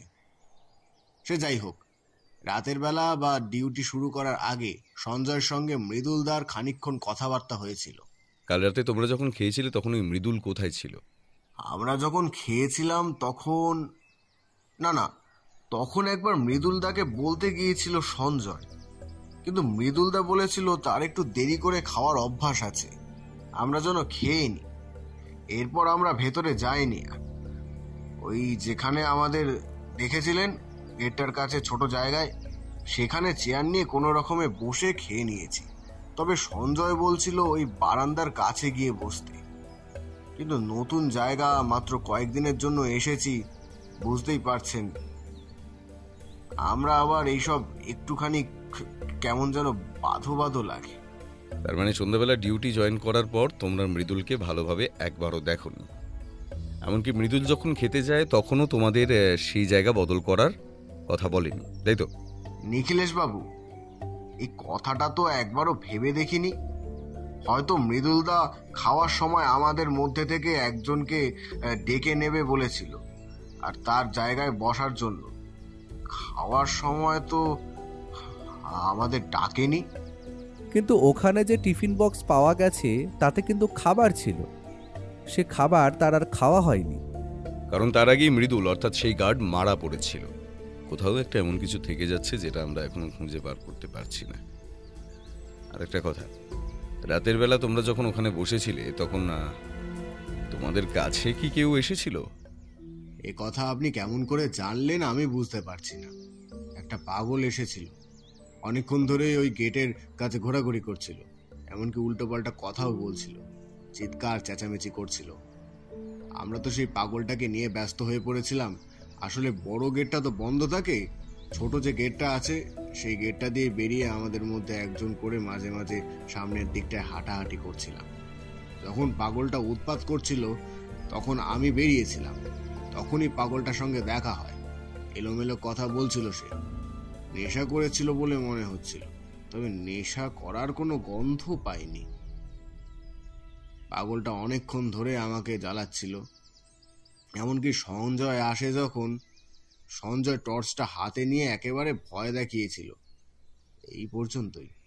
সঞ্জয়ের টর্চটা তো সঞ্জয়ের ব্যাগে নেই, টর্চটা সে খুঁজেও পাচ্ছে না। অথচ আমার অনুমান ওই গার্ডের মাথায় যেটা দিয়ে আঘাত করা হয়েছিল সেটা ভারী অথচ ভোঁতা কোনো একটা অস্ত্র, যেমন টর্চ। তোমার কি সঞ্জয়কে সন্দেহ হয়? সঞ্জয় এমন কোনো কাজ করতে পারে বলে কি তোমার মনে হয়? না নিখিলেশ বাবু, সঞ্জয় এমন কোনো কাজ করতে পারে বলে তো আমার মনে হয় না। মৃদুলদাকে মারলো কে সেটা তো এখনো বুঝতে পারছি না। আমি সত্যি বলছি, গেটের কাছ থেকে আমরা কাউকে ভেতরে ঢুকতে দিইনি, আর আমরা একবারও মৃদুলদার চিৎকারও শুনতে পাইনি। পোস্টমর্টম রিপোর্টের মৃত্যুর সময়টা যদি কোনোভাবে মিলে যায় তাহলে... আচ্ছা, যখন এই পাগলটা তোমার কাছে দাঁড়িয়েছিল তখন কটা বাজে? মোটামুটি রাত 12টা কিংবা তার একটু আগেই হবে। মনে থাকার কথা ছিল না, কিন্তু ওই পাগলটাকে তাড়িয়ে দিয়ে আসার একটু পর যখন আমরা গেটের সামনে চেয়ারে বসেছিলাম তখন ওখানে একটু দূরে যে চার্চ আছে সেই চার্চে ঢং ঢং করে রাত 12টার ঘন্টা পড়েছিল। তারপরেই যেন হঠাৎ কিছু একটা মনে পড়ে গেল সেই গার্ডের। সে তখন আবার বলে উঠল, হ্যাঁ মনে পড়েছে নিখিলেশ বাবু, পাগলটা চলে যাওয়ার পরেই ঘন্টা পড়েছিল, আর তাতেই আমি সঞ্জয়কে বলেছিলাম 12টা বেজে গেল। 12টা তো বেজেই গেছে এমনিতেও, কিন্তু সমস্যা হলো 12টা বাজার সময় কেউ হীরের মুকুট চুরি করতে যাবে কেন? শুধুমাত্র সেটা বিক্রি করে টাকা পাওয়ার জন্য, নাকি তার পেছনে অন্য কোনো ব্যাপার রয়েছে? আমরা বিপিনের বাড়ি থেকে বেরিয়ে এলাম। দুজনের সঙ্গে এত কথাবার্তা বলার পরেও যে ওর হাতে এই কেসের সমাধান বলতে কিছুই নেই সেটা বুঝতে পারছিলাম। ওখান থেকে বেরিয়ে থানায় গিয়ে আমরা পৌঁছালাম। দেখুন, মঙ্গলবারের মধ্যে যদি মুকুটটা খুঁজে না পাওয়া যায় তাহলে ম্যানেজারকে সমস্যায় পড়তে হবে, আর সঙ্গে সঙ্গে হলের পাহারাও আরও বাড়াতে হবে। এখনও পর্যন্ত গোটা ব্যাপারটা চাপা দিয়ে রাখার একটা চেষ্টা আমি কিন্তু করছি। গার্ডের বাড়ির লোককে খবর দেওয়া হয়েছে, কিন্তু পোস্টমর্টেম রিপোর্ট না আসা পর্যন্ত মৃতদেহ তাদের দেখানো যাবে না। পোস্টমর্টেম রিপোর্ট আসতে অন্তত আরও একটা দিন সময় লাগবে। আপনি কি কিছু বুঝতে পারলেন? যতদূর মনে হচ্ছে রাত 12টা কিংবা তার কাছাকাছি কোনো একটা সময় খুনটা হয়েছে। আমার কেন জানি না মনে হচ্ছে অপরাধীর ওই গার্ডকে অর্থাৎ মৃদুলকে খুন করার কোনো ইচ্ছে ছিল না। সে শুধুমাত্র ওখানে এসেছিল ওই হীরের মুকুটটা চুরি করতে, কিন্তু মাঝখান থেকে কোনোভাবে ওই গার্ডের হাতে ধরা পড়ে যাওয়ায় তাকে খুনটা করতে বাধ্য হয়। এটা আপনি কি বলছেন? সেই গার্ড মৃদুল দেখতে পেল কেউ একজন ঘরে ঢুকছে চুরি করতে, অথচ চিৎকার না করে এমনি এমনি তার সামনে গিয়ে নিজের মাথাটা বাড়িয়ে দিল টর্চের বাড়ি খাওয়ার জন্য? ব্যাপারটা কিন্তু এরকম হতে পারে। মৃদুল তাকে চিনতে পারেনি, মৃদুল তাকে অন্য কেউ ভেবেছিল। প্রদর্শনী হলটার আশেপাশে গোটা জায়গাটা আমাদের একবার পরীক্ষা করে দেখতে হবে, সেখান থেকে কোনো কিছু পাওয়া যায় কিনা। কাজটা কাল সকালেই করতে হবে, আর তার সঙ্গে সঙ্গে কালকের মধ্যে যদি পোস্টমর্টম রিপোর্টটা বেরিয়ে যায় সেটারও একটা চেষ্টা করা দরকার। যদি মুকুট না পাওয়া যায় নিখিলেশবাবু, তাহলে যারা যারা প্রদর্শনী দেখতে আসবে তাদের কি হবে বলুন তো? আর তাছাড়া যে রাজার কাছ থেকে মুকুট আনা হয়েছে তারই বা কি প্রতিক্রিয়া হবে? মুকুট কোন রাজার কাছ থেকে আনা হয়েছে সেই ব্যাপারে কিছু জানা গেছে? শুনেছি ওই মুকুটটা আনা হয়েছে আসামের এক পুরনো রাজবংশের বংশধরের কাছ থেকে। সে ব্যাপারে হীরের মুকুটটা কবে এখানে আসবে সুরক্ষার জন্য সে ব্যাপারে খবরের কাগজে আগে থেকে কিছু বলা ছিল না। তবে এটাই যে সেই মুকুট সেটা তো বুঝতেই পারছি এখন। একটা কাজ করুন, প্রদর্শনীতে আনা বিভিন্ন সময়ের সমস্ত দামি জিনিসগুলো সঙ্গে তাদের ইতিহাস বলার জন্য সেখানে একজন প্রতিনিধি উপস্থিত থাকে। এই 7টা দিন তারা বিবেকানন্দ হল কর্তৃপক্ষের লোকেদের তত্ত্বাবধানে থাকবে। এটা আশা করি আপনারা সকলেই জানেন। আসামের রাজার তরফ থেকে যে প্রতিনিধি তাদের এই মুকুট নিয়ে থাকবে সেই প্রতিনিধিকে কালকের মধ্যে এখানে চলে আসতে বলুন। কেন কি সেই সব ব্যাপারে কিছু বলতে হবে না, শুধু খবর দিয়ে দিন, তাহলেই হবে। ও কি করতে চাইছে সেটা বুঝলাম না, তবে ওর কথায় দাসবাবু যে সত্যি সত্যি কাজটা করবে সেটা আমি জানি। ততক্ষণে প্রায় সন্ধে হয়ে এসেছে। থানা থেকে বেরিয়ে এসে ও আমায় বলল, একদিকে অপরাধী, অন্যদিকে হারিয়ে যাওয়া সেই হীরের মুকুট, সবকিছু কেমন যেন এলোমেলো হয়ে যাচ্ছে, আর তার সঙ্গে খুব তাড়াতাড়ি জিনিসগুলো খুঁজে বার করতে হবে। একবার যদি প্রদর্শনী শুরু হয়ে যায় তারপরে সমস্যা তৈরি হয়ে যাবে, আর তাই তার আগেই রাজার সেই প্রতিনিধিকে এখানে চলে আসতে বললাম। তাকে বুঝিয়ে তার সঙ্গে কথা বলে এই ব্যাপারে কিছু একটা করা যেতে পারে। কিন্তু হীরের মুকুট হারিয়ে যাওয়ার কথা শুনে যদি রাজার প্রতিনিধি অন্যরকম কোনো ব্যবস্থা করতে চায় তখন কি হবে জানি না, তবে এই মুহূর্তে পোস্টমর্টম রিপোর্ট ছাড়া আমার কাছে আর কোনো পথ খোলা আছে বলে তো মনে হয় না। রবিবার বিকেলের মধ্যেই রতন অর্থাৎ রাজার সেই প্রতিনিধি এসে পৌঁছেছিল। রাজার প্রতিনিধি সেই লোকটি কলকাতাতেই ছিল, তারই এক পরিচিতির কাছে। প্রদর্শনী শুরু হওয়ার পরে সে সেখানে এসে পৌঁছবে। সেই রাজাকে খবর দেওয়ার পরে সেখান থেকে তার কাছে খবর যায় এবং সে দুপুরবেলায় চলে আসে মিস্টার দাসের সঙ্গে দেখা করতে। এইদিকে দাসবাবু তাকে নিয়ে সোজা আমাদের বাড়িতে এসে উপস্থিত। তখন দুপুরের সময়, আমরা খাওয়া দাওয়া শেষ করে সবেমাত্র বসেছি, এমন সময় তাদের আগমন। আবার বসার ঘরে গিয়ে আমরা বসলাম। রাজার প্রতিনিধি লোকটি একটু রোগা আর লম্বা। অসমিয়াদের চেহারা যেমন হয় তার চেহারা ঠিক তেমনটাই। আমাদের সবাইকে নমস্কার করে সে বলল, আমি বাংলাটা মোটামুটি ভালোভাবে জানি, তবুও যদি কোথাও অসুবিধা হয় তাহলে আমাকে ক্ষমা করবেন। আচ্ছা, আমার তো আসার কথা আসলে প্রদর্শনীর দিন সকালে, সোমবারের বদলে সেটা মঙ্গলবার হয়ে গেছে, অর্থাৎ মঙ্গলবারে। তাহলে আজ রবিবারে আমায় ডেকে আনলেন কেনেও? একটা কথা আপনাকে জানানো দরকার। আপনাদের রাজার রাজবংশের যে হীরের মুকুট আমাদের এখানে প্রদর্শনীর জন্য এসেছিল, সে মুকুটটা পরশু রাতে চুরি হয়ে গেছে। কথাটা শোনা মাত্রই প্রতিনিধি অর্থাৎ যার নাম রতন শর্মা, সে নিজের বসার জায়গা থেকে উঠে দাঁড়িয়ে প্রায় চিৎকার করার মতো করে বলে উঠল, সে কি? কি বলছেন আপনি? ও মুকুট চুরি হয়ে গেছে? ওই মুকুটের অনেক দাম, আর শুধু দামের জন্য নয়, ওই মুকুটটা আমাদের রাজার রাজবংশের ঐতিহ্য। এই মুকুট যদি চুরি হয়ে যায় তাহলে তাহলে তো রাজাকে খবর দিতে হবে। দেখুন, এই মুহূর্তে রাজামশাইকে কোনো কিছু বলার প্রয়োজন নেই। আমাদের হাতে আরও 2 দিন রয়েছে। মঙ্গলবার প্রদর্শনী শুরু হবে। আমরা চেষ্টা করব মঙ্গলবারের মধ্যে যদি সেই মুকুট খুঁজে বার করা যায়। আমরা সেই চেষ্টাই করব। রতন শর্মা সেভাবেই দাঁড়িয়ে রইল, ওর দিকে তাকিয়ে রইল কিছুক্ষণ। নিখিলেশ আস্তে আস্তে বলল, ওই মুকুট এবং রাজার রাজবংশের ব্যাপারে কিছু কথা জানার জন্যই আপনাকে এখানে ডেকে আনা হয়েছে। তাতে যদি আমাদের কোনো সাহায্য হয়, কারণ ওই মুকুটের ব্যাপারে না জেনে কেউ সেই মুকুট চুরি করার জন্য এমন কোনো ব্যবস্থা করতে পারবে না। এমন কেউ সেই ব্যবস্থা করেছে যে খুব ভালোভাবেই এই মুকুটের কথা জানে। ও কাজ আদিনাথ সিং এর। আদিনাথ ছাড়া এ কাজ অন্য কেউ করতে পারে না। এই কথায় আমি, দাসবাবু এবং ও 3 জনই অবাক হয়ে তাকালাম ওর দিকে। রতন শর্মা ততক্ষণে আবার বসে পড়েছে। সে একটা দীর্ঘশ্বাস ছেড়ে বলল,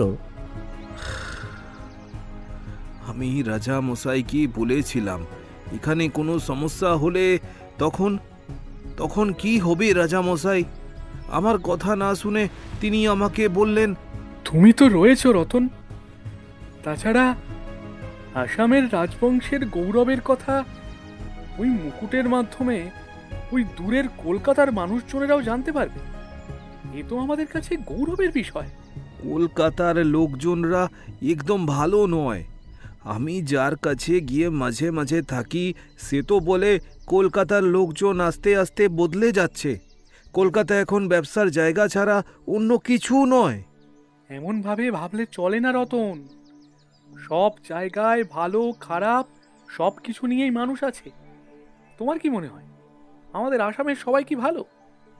সব জায়গায় এমনটা আছে। এসব নিয়েই আমাদের চলতে হবে। কিন্তু ওই মুকুট আমি যখন পাঠাবার সিদ্ধান্ত নিয়েছি এবং ওদের সঙ্গে কথা বলে ফেলেছি, তখন সেই মুকুট আমি পাঠাবই। এই মুকুট এখানে এসেছিল কিভাবে? আমি নিয়ে এসেছি। আমি একজন লোককে সঙ্গে নিয়ে ওই মুকুটটা সঙ্গে করে নিয়ে এখানে দিয়ে গিয়েছিলাম। তারপরে তো আমার চেনা ওই লোকটির বাড়িতে রয়েছি। প্রদর্শনী শুরু হলে এখানে আসবো, তারপর শেষ হলে মুকুট নিয়ে ফিরে যাব, এমনটাই কথা হয়েছিল।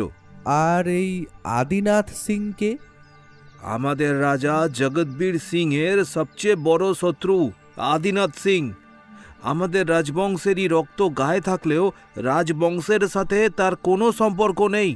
কিন্তু আপনি এত ভালোভাবে নিশ্চিন্ত হচ্ছেন কি করে যে ওই হীরের মুকুট আসলে আদিনাথ সিং নিজেই চুরি করতে পারে? আদিনাথ সিংও হলো জগৎবীর সিং এর ভাইয়ের ছেলে। আজ থেকে প্রায় 20 বছর, 20 বছর হবে। 20 বছর আগেও জগৎবীর সিং এর সঙ্গে পুরিন্দর সিং এর অর্থাৎ আদিনাথ সিং এর বাবার সম্পত্তি সংক্রান্ত কোনো ব্যাপার নিয়ে ঝামেলা হয়। জগৎবীর সিং রাজা হলেও তাদের সম্পত্তির পরিমাণ কিন্তু এখন খুবই সীমিত। রাজবাড়ি এবং বেশ কিছু জমি জমা সম্পত্তি ছাড়া আগের মতো আর কিছুই নেই। 20 বছর আগে সমস্যার সময় পুরন্দর সিংকে জগৎবীর সিং লেখাপড়া করে সম্পত্তির একটা অংশ এবং তাদের জন্য একটা বাড়ি দিয়ে দেয়। কিন্তু পুরন্দর সিং ভালো মানুষ ছিল না, তাই সে নেশা, মেয়ে মানুষ এবং নানান বাজে কাজে নিজেকে জড়িয়ে তার বাড়ি, সম্পত্তি সব কিছুই প্রায় শেষ করে ফেলে। কিন্তু আদিনাথ মনে করে তার বাবাকে জগৎবীর সিং সম্পত্তি বন্টনে ঠকিয়েছে। তাকে দিয়েছে কম সম্পত্তি এবং নিজের কাছে রেখেছে বেশি সম্পত্তি। তাই সে একবার ওই জগৎবীর সিং এর কাছে এসেছিল, কিন্তু তেমন কোনো সুবিধে করতে পারেনি। জগৎবীর সিং এর পাহারাদার, লাঠিয়াল, এমনকি গ্রামের লোকেরা পর্যন্ত জগৎবীর সিংকে খুব ভালোবাসে। সে গ্রামের মধ্যে জগৎবীর সিং এর কোনো ক্ষতি করতে পারবে না বুঝতে পেরে প্রতিজ্ঞা করেছিল যেদিন সে সুযোগ পাবে সেদিন সে জগৎবীরের ক্ষতি করবে। আর তাছাড়া ওই হীরের মুকুটের উপর তারও লোভ ছিল। ওই হীরের মুকুটের কথা আদিনাথ কি করে জানতো? ওই হীরের মুকুটটা ছিল ওদের বংশের। হীরের মুকুটের উপর যেমন জগৎবীর সিংয়ের অধিকার ছিল, তেমন ছিল পুরন্দর সিংয়ের অধিকার। কিন্তু হীরের মুকুট পুরন্দর সিংয়ের কাছে গেলে সে ওই মুকুট বিক্রি করে সমস্ত টাকা উড়িয়ে ফেলবে। তাই ওই হীরের মুকুট জগৎবীর সিং নিজের কাছেই রেখে দেয়। আদিনাথ সিং কয়েকবার হীরের মুকুটের কথা তুলেছিল বটে, কিন্তু সে কথা জগৎবীর সিং শুনতে চায়নি। এবার বুঝতে পারছেন কেন বলছি ওই মুকুটের ব্যাপারে জগৎবীর সিং এবং আদিনাথ সিং দুজনেই ভালোভাবে জানে। তাই হতে পারে আদিনাথ সিংই মুকুটটা চুরি করেছে কিংবা কাউকে দিয়ে চুরি করিয়েছে। তাছাড়া আদিনাথ সিং আসাম ছেড়েছে অনেক আগেই। নানা জায়গায় এখানে ওখানে ঘুরে ঘুরে চুরি ডাকাতি করে বলে শুনেছি। দুই একবার পুলিশের হাতেও পড়েছে। দেখেছো ভাইয়া, কেন বললাম রাজার প্রতিনিধিকে এখানে আসার কথা? মুকুটের ইতিহাস যখন জানা হয়ে গেল, তার মানে এখন বোঝাই যাচ্ছে ওই মুকুট চুরির পেছনে আদিনাথের হাত থাকতে পারে। কিন্তু ওই মুকুট সহজে আদিনাথ কোথাও বিক্রি করতে পারবে না। আসামের রাজা রাজবংশের ওই মুকুটের কথা অনেকেই জানে। একমাত্র কালো বাজারে না হলে ওই মুকুট বিক্রি করা যাবে না। ওই মুকুট একবার দেশের বাইরে চলে গেলে তারপর কিন্তু ওটা ফিরিয়ে আনা খুব মুশকিল হয়ে যাবে নিখিলেশ বাবু। এত তাড়াতাড়ি আদিনাথ কোনো কিছু করবে বলে মনে হয় না। সে চাইলেই মুকুটটা আসামের রাজবাড়ি থেকেও চুরি করার ব্যবস্থা করতে পারত। তাছাড়া ট্রেনে করে যখন মুকুটটা এখানে নিয়ে আসছিল রতনবাবু, তখনও সে তো আক্রমণ করতে পারত, সেটাও করেনি। তার বদলে না দাসবাবু, আমার মনে হয় আদিনাথ মুকুট বাইরে কোথাও বিক্রি করে দেয়নি, কিংবা দেশের বাইরেও নিয়ে যায়নি।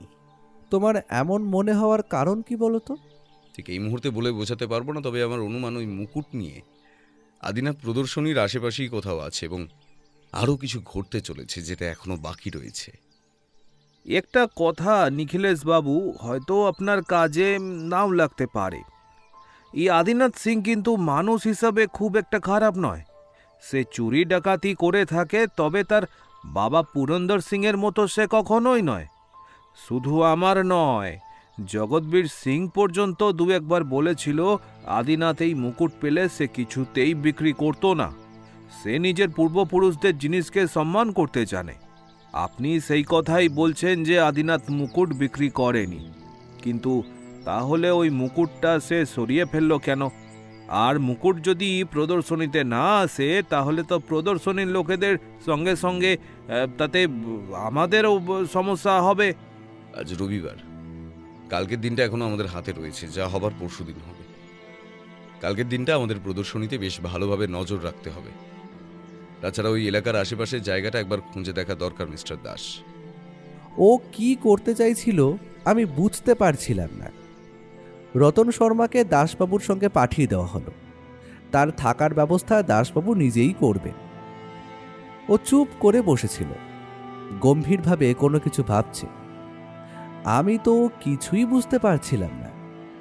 রাজা জগৎবীর সিংয়ের হীরের মুকুট যদি খুঁজে না পাওয়া যায়, তাহলে যে কি হবে সেটাই বোধহয় সে ভাবছিল।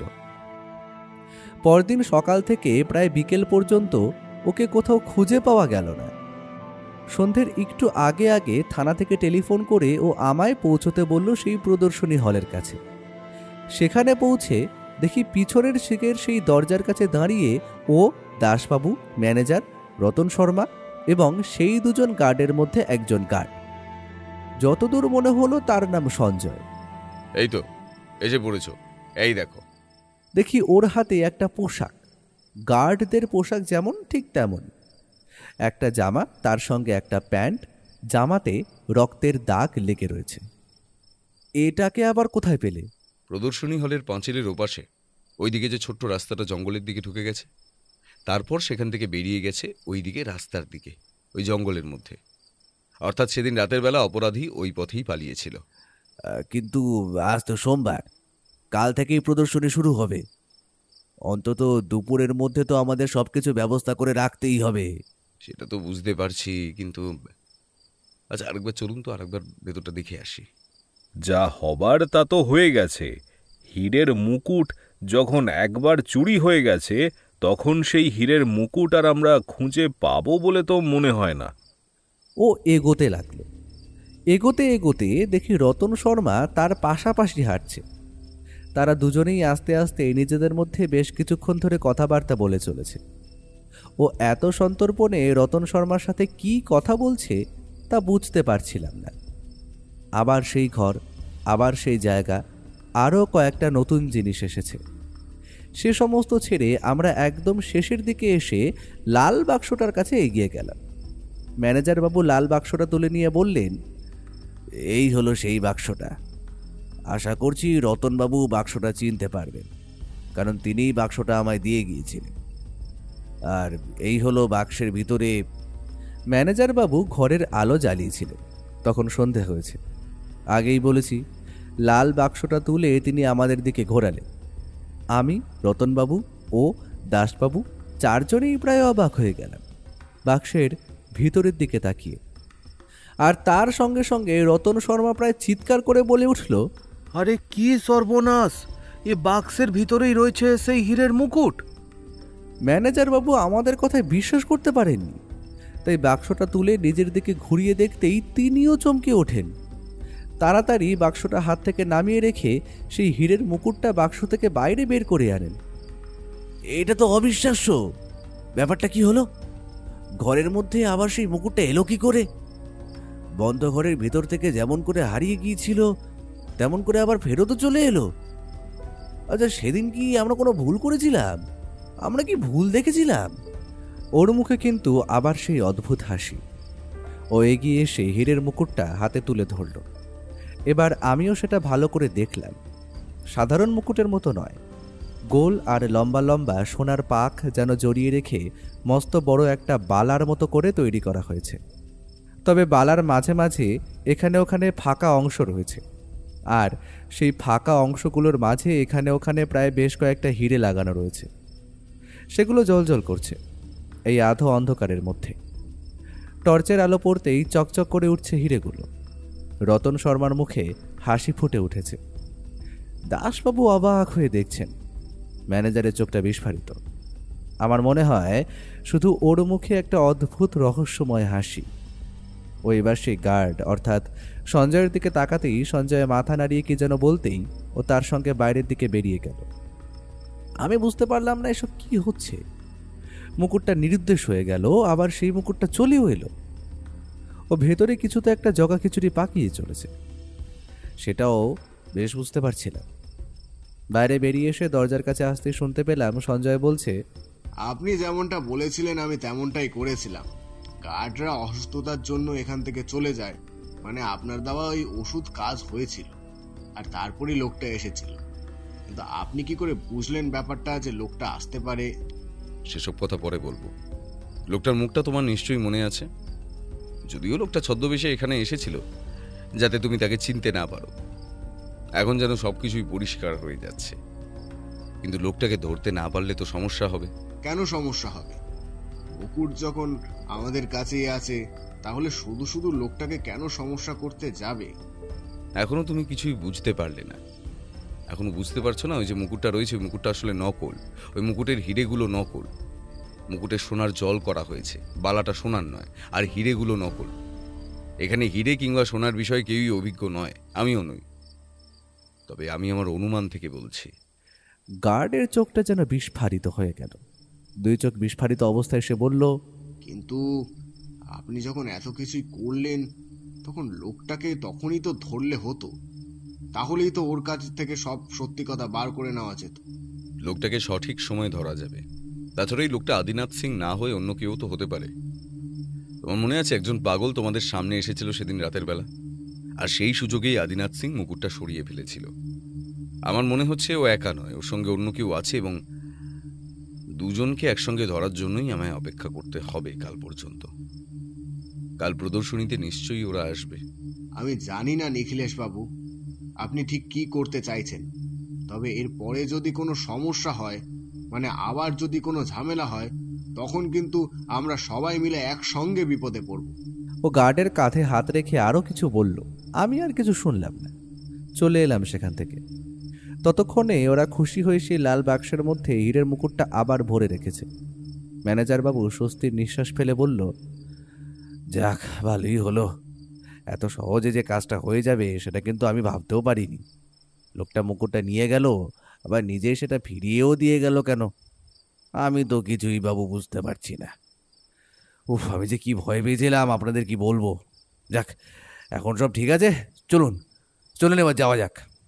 একবার মনে হলো ও আর ওই গার্ডের কথাবার্তা যে শুনলাম সেগুলো বলে দিই। তারপর মনে হলো থাক, কাল তো প্রদর্শনী শুরু হবে। প্রদর্শনী আগে শুরু হোক, তারপর দেখা যাক না কি হয়। তাছাড়া হীরের মুকুটটা তো থাকবে কাচের বাক্সের ভিতরে, বাইরে থেকে কেউ তো আর হাতে নিয়ে সেটা দেখতে যাবে না। তার মাঝে ও কি করতে চাইছে সেটাই দেখার অপেক্ষা করি এখন। পরদিন সকালে প্রদর্শনী শুরু হলো। প্রথম দিন খুব একটা লোকজনের ভিড় ছিল না, তবে পাহারাদারের ব্যবস্থাটা বেড়ে গেছে। বাইরে ভিতরে এখানে ওখানে ছড়িয়ে ছিটিয়ে থাকা লোকজন সবার পরনে সেই নীল রঙের পোশাক, তবে গায়ের জামার রং একটু আকাশি আর পরনের প্যান্টের রং গাঢ় নীল, মাথায় টুপি। লোকজন মোটামুটি আসতে শুরু করতেই ছড়িয়ে ছিটিয়ে রাখা জিনিসপত্রগুলো একটা বড় ঘরের মধ্যে কাচের বাক্সের ভিতরে বেশ ভালো করে গুছিয়ে রাখা হয়েছে। কাচের বাক্সগুলো রয়েছে শক্তপোক্ত কাঠের তক্তার উপর। এখানে ওখানে সাজিয়ে রাখা দামি জিনিসগুলোর প্রায় সবই কাচে ঢাকা। অস্ত্রশস্ত্র, বর্ম, এই সমস্ত জিনিসগুলো খোলা রাখলেও সাধারণের নাগালের থেকে একটু দূরে ব্যারিকেড করে রাখা আছে, অর্থাৎ চোখে দেখা যাবে কিন্তু ছোঁয়া যাবে না। নানা রকম লোক ঘরের ভিতরে ঘুরে বেড়াচ্ছে। আমি ও দাসবাবু তিনজনেই এসেছি, তবে তিনজনেই সাধারণ পোশাকে আছি। এদিক ওদিক ঘুরে ফিরে সব দেখছি। ওকে দেখলাম ইশারায় সেই পাহারাদারদের সঙ্গে দুই একবার যেন কথা বলল। আমি অবাক হলেও কোনো প্রশ্ন করলাম না। রতন শর্মার মুখটা কেমন যেন হয়েছিল। সে কয়েকবার ওর সঙ্গে কথা বলল, তারপর আবার নিজের মতো সেই হীরের মুকুটের আশেপাশে ঘুরতে লাগলো। দেখতে দেখতে প্রথম দিন কেটে গেল। দ্বিতীয় দিনও একইভাবেই চলল। দ্বিতীয় দিন রাতের বেলা বাড়ি ফিরে ওকে চেপে ধরলাম। বললাম, ব্যাপার কি বলো তো? তুমি যে সবার চোখের আড়ালে কোনো একটা পরিকল্পনা করেছো সেটা কি আমি বুঝতে পারিনি ভেবেছ? কিন্তু সমস্যাটা কি? কোথায় সমস্যা? কোনো সমস্যা নেই, সব ঠিকই তো আছে। হীরের মুকুট ফিরে পাওয়া গেছে, এখন আবার কিসের সমস্যা হবে? তুমি সবাইকে বোকা বানাতে পারো, কিন্তু আমাকে বোকা বানানো এখনো পর্যন্ত কিন্তু এতটাও সহজ নয়। ওই যেত যদি না তুমি সঞ্জয়ের সঙ্গে বলা কথাগুলো শুনতে পেতে, তাহলে আর তুমি কিছুই বুঝতে পারতে না। কারণ প্রথমে তুমিও ভেবে নিয়েছিলে সোনার মুকুট খুঁজে পাওয়া গেছে এবং সেটা আসল, এবং সেটা অপরাধী নিজেই এসে ফিরিয়ে দিয়ে গেছে। তার মানে তুমি জানতে আমি তোমার সব কথা শুনেছি, কিন্তু আমায় এসব কিছু না বলার কারণটা কি? একটা বড়সড় পরিকল্পনা করতে হয়েছে, যার গোপনীয়তা অনেক বেশি। যদি একবার আমাদের সামান্যতম ভুল হয় তাহলে সমস্ত কিছু আমাদের হাতের বাইরে চলে যাবে। এমনকি আমি আর রতন শর্মা ছাড়া আর কেউ কিচ্ছু জানতো না এই বিষয়। রতন শর্মা কোথায়? কিন্তু সঞ্জয়কে তাহলে কি বলছিলে? সঞ্জয়কে যে কথা বলেছিলাম সে সমস্ত কথা মিথ্যে। তুমি একটু অপেক্ষা করো আর একটা দিন, আশা করি আজও রাত্রে কিছু না কিছু একটা হবে। ওর কোনো কিছুই বুঝতে পারলাম না, কিন্তু ও যখন মুখ বন্ধ করে রেখেছে তখন ওর মুখ খোলানোর কোনো উপায় নেই। সকালে আমরা আবার গেলাম সেই প্রদর্শনীতে। দুপুর পর্যন্ত এখানে ওখানে ঘোরাঘুরি করার পর হঠাৎ একটা ব্যাপার লক্ষ্য করলাম। রতন শর্মা একবার যেন ইশারায় কোনো একটি লোককে দেখিয়ে দিল, আর ওর সঙ্গে সঙ্গে আমাকে সেখানে থাকতে বলে সেই লোকটির পিছু পিছু বেরিয়ে গেল। দরজা পর্যন্ত এসে দেখলাম একটু দূরত্ব রেখে ও সেই লোকটির সঙ্গে বাইরে বেরিয়ে গেছে ঠিকই, কিন্তু তারপরেই আর একজন লোক ওর পিছু নিল। আমি এবার অবাক হলাম। আর দাঁড়িয়ে না থেকে দাসবাবুকে ডেকে নিয়ে সঙ্গে সঙ্গে এগোতে লাগলাম তাদের পিছু পিছু। রাস্তায় লোকজন খুব একটা বেশি না থাকলেও মোটামুটি লোকজন রয়েছে। ও সেই লোকটার পিছু নিয়েছে, আর ওর পিছু নিয়েছে আর একটি লোক, আর আমরা দুজন মিলে আবার পিছু নিয়েছি সেই লোকটা। যার পিছু নিয়ে আমরা চলেছি তার লম্বা চওড়া চেহারা, মুখে লম্বা দাড়ি গোঁফ, মাথায় টুপি। লোকটা মাঝে মাঝে এদিক ওদিক তাকিয়ে দেখছে, কিন্তু আমরা ভিড়ের মধ্যে তখন এমনভাবে মিশে যাচ্ছি যে আমাদের খুঁজে পাওয়া যাবে না। বড় রাস্তা ছেড়ে একটু পরে ওরা একটা ছোট রাস্তার দিকে নেমে গেল। এই রাস্তাটা ফাঁকা। এমন রাস্তায় লোকজনের পিছু নেওয়াটা সহজ ব্যাপার হয় না ঠিকই। তখনই শুনতে পেলাম সামনের দিক থেকে ওর গলা, খবরদার, খবরদার বলছি, রিভলভার ফেলে দাও, নইলে নইলে আমি কিন্তু গুলি চালাতে বাধ্য হব। দেখি ও সামনের দিকে সেই লোকটার দিকে তাকিয়ে রিভলভার তাক করলেও পেছন থেকে আরেকটি লোক বিড়াল পায়ে আস্তে আস্তে ওর দিকে এগিয়ে যাচ্ছে। ও এর সাথে সেই লোকটির দূরত্ব প্রায় 6 হাতের মতো। আমি আর দাসবাবু রুদ্ধশ্বাসে ব্যাপারটা দেখে চলেছি। লোকটাকে লক্ষ্য করি। লোকটার কথা আমরা ভুলেই গেছিলাম। যখন লোকটা ওর একদম কাছাকাছি চলে এসেছে আমি তখন সঙ্গে সঙ্গে চিৎকার করে বললাম, তোমার পিছনে। সঙ্গে সঙ্গে ও পেছন ঘুরল, আর ঠিক তখনই লোকটার একটা ঘুষি ওর মাথার পেছনে নেমে এসেছিল।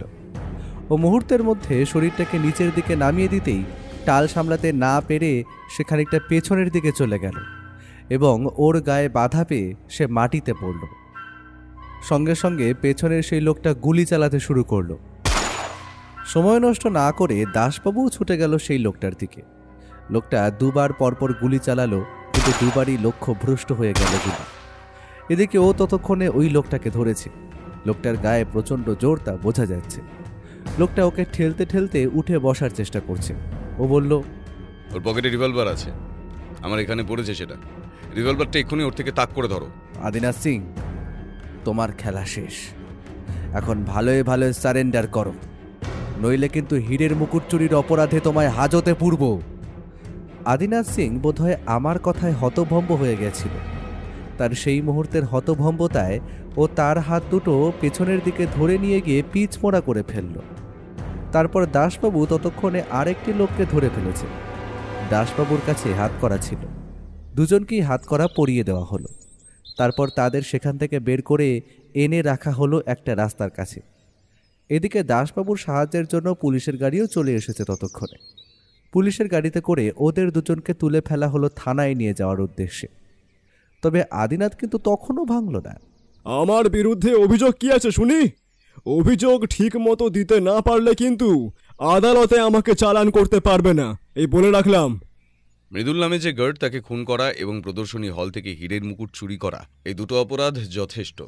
তবে মুকুটটা যে তোমার কাছে আছে সে কথা আমি জানি। আপাতত পুলিশের কাছে চলো, তারপর সেখান থেকে তোমার আস্তানার তল্লাশি করলেই সেই মুকুট বেরিয়ে আসবে। মুকুট আমি কি করে নেব? বলি, মুকুটটা তো ওই প্রদর্শনীতেই রয়েছে, কাঁচের বাক্সের মধ্যে ঢাকা। হ্যাঁ, কথাটা বলে আদিনাথের মুখে একটা অদ্ভুত হাসি ফুটতেই ও বলল, ওই মুকুটটা হলো তোমায় এখানে আনার জন্য টোপ। রতন শর্মা অভিজ্ঞ লোক, তার কথা বলাতেই তৈরি করানো হয়েছিল এই মুকুটটা। কিন্তু যে আসল মুকুট দেখেছে সেই মুকুটটা ভালো করে দেখলেই চিনতে পারবে, সেটা আমি বুঝতেই পেরেছিলাম। তাই এখন আগে দাসবাবুর সঙ্গে থানায় যাও, তারপর সেখান থেকে আসল মুকুটের হদিশ দিও। না হলে কিভাবে কথা বের করতে হয় সে কথা কিন্তু দাসবাবুর ভালো করেই জানা আছে। আমি তাহলে থানায় যাচ্ছি নিখিলেশবাবু। আপনি ওদিকটা দেখে নিয়ে রতনবাবু আর ম্যানেজারকে নিয়ে একবার থানায় চলে আসুন। গোটা ব্যাপারটা তাদের সামনে ফয়সলা করা দরকার, না হলে যে সমস্যা বাড়বে। কিন্তু ওই মুকুটটা যে নকল সেটা তো আমিও বুঝতে পারিনি নিখিলেশবাবু।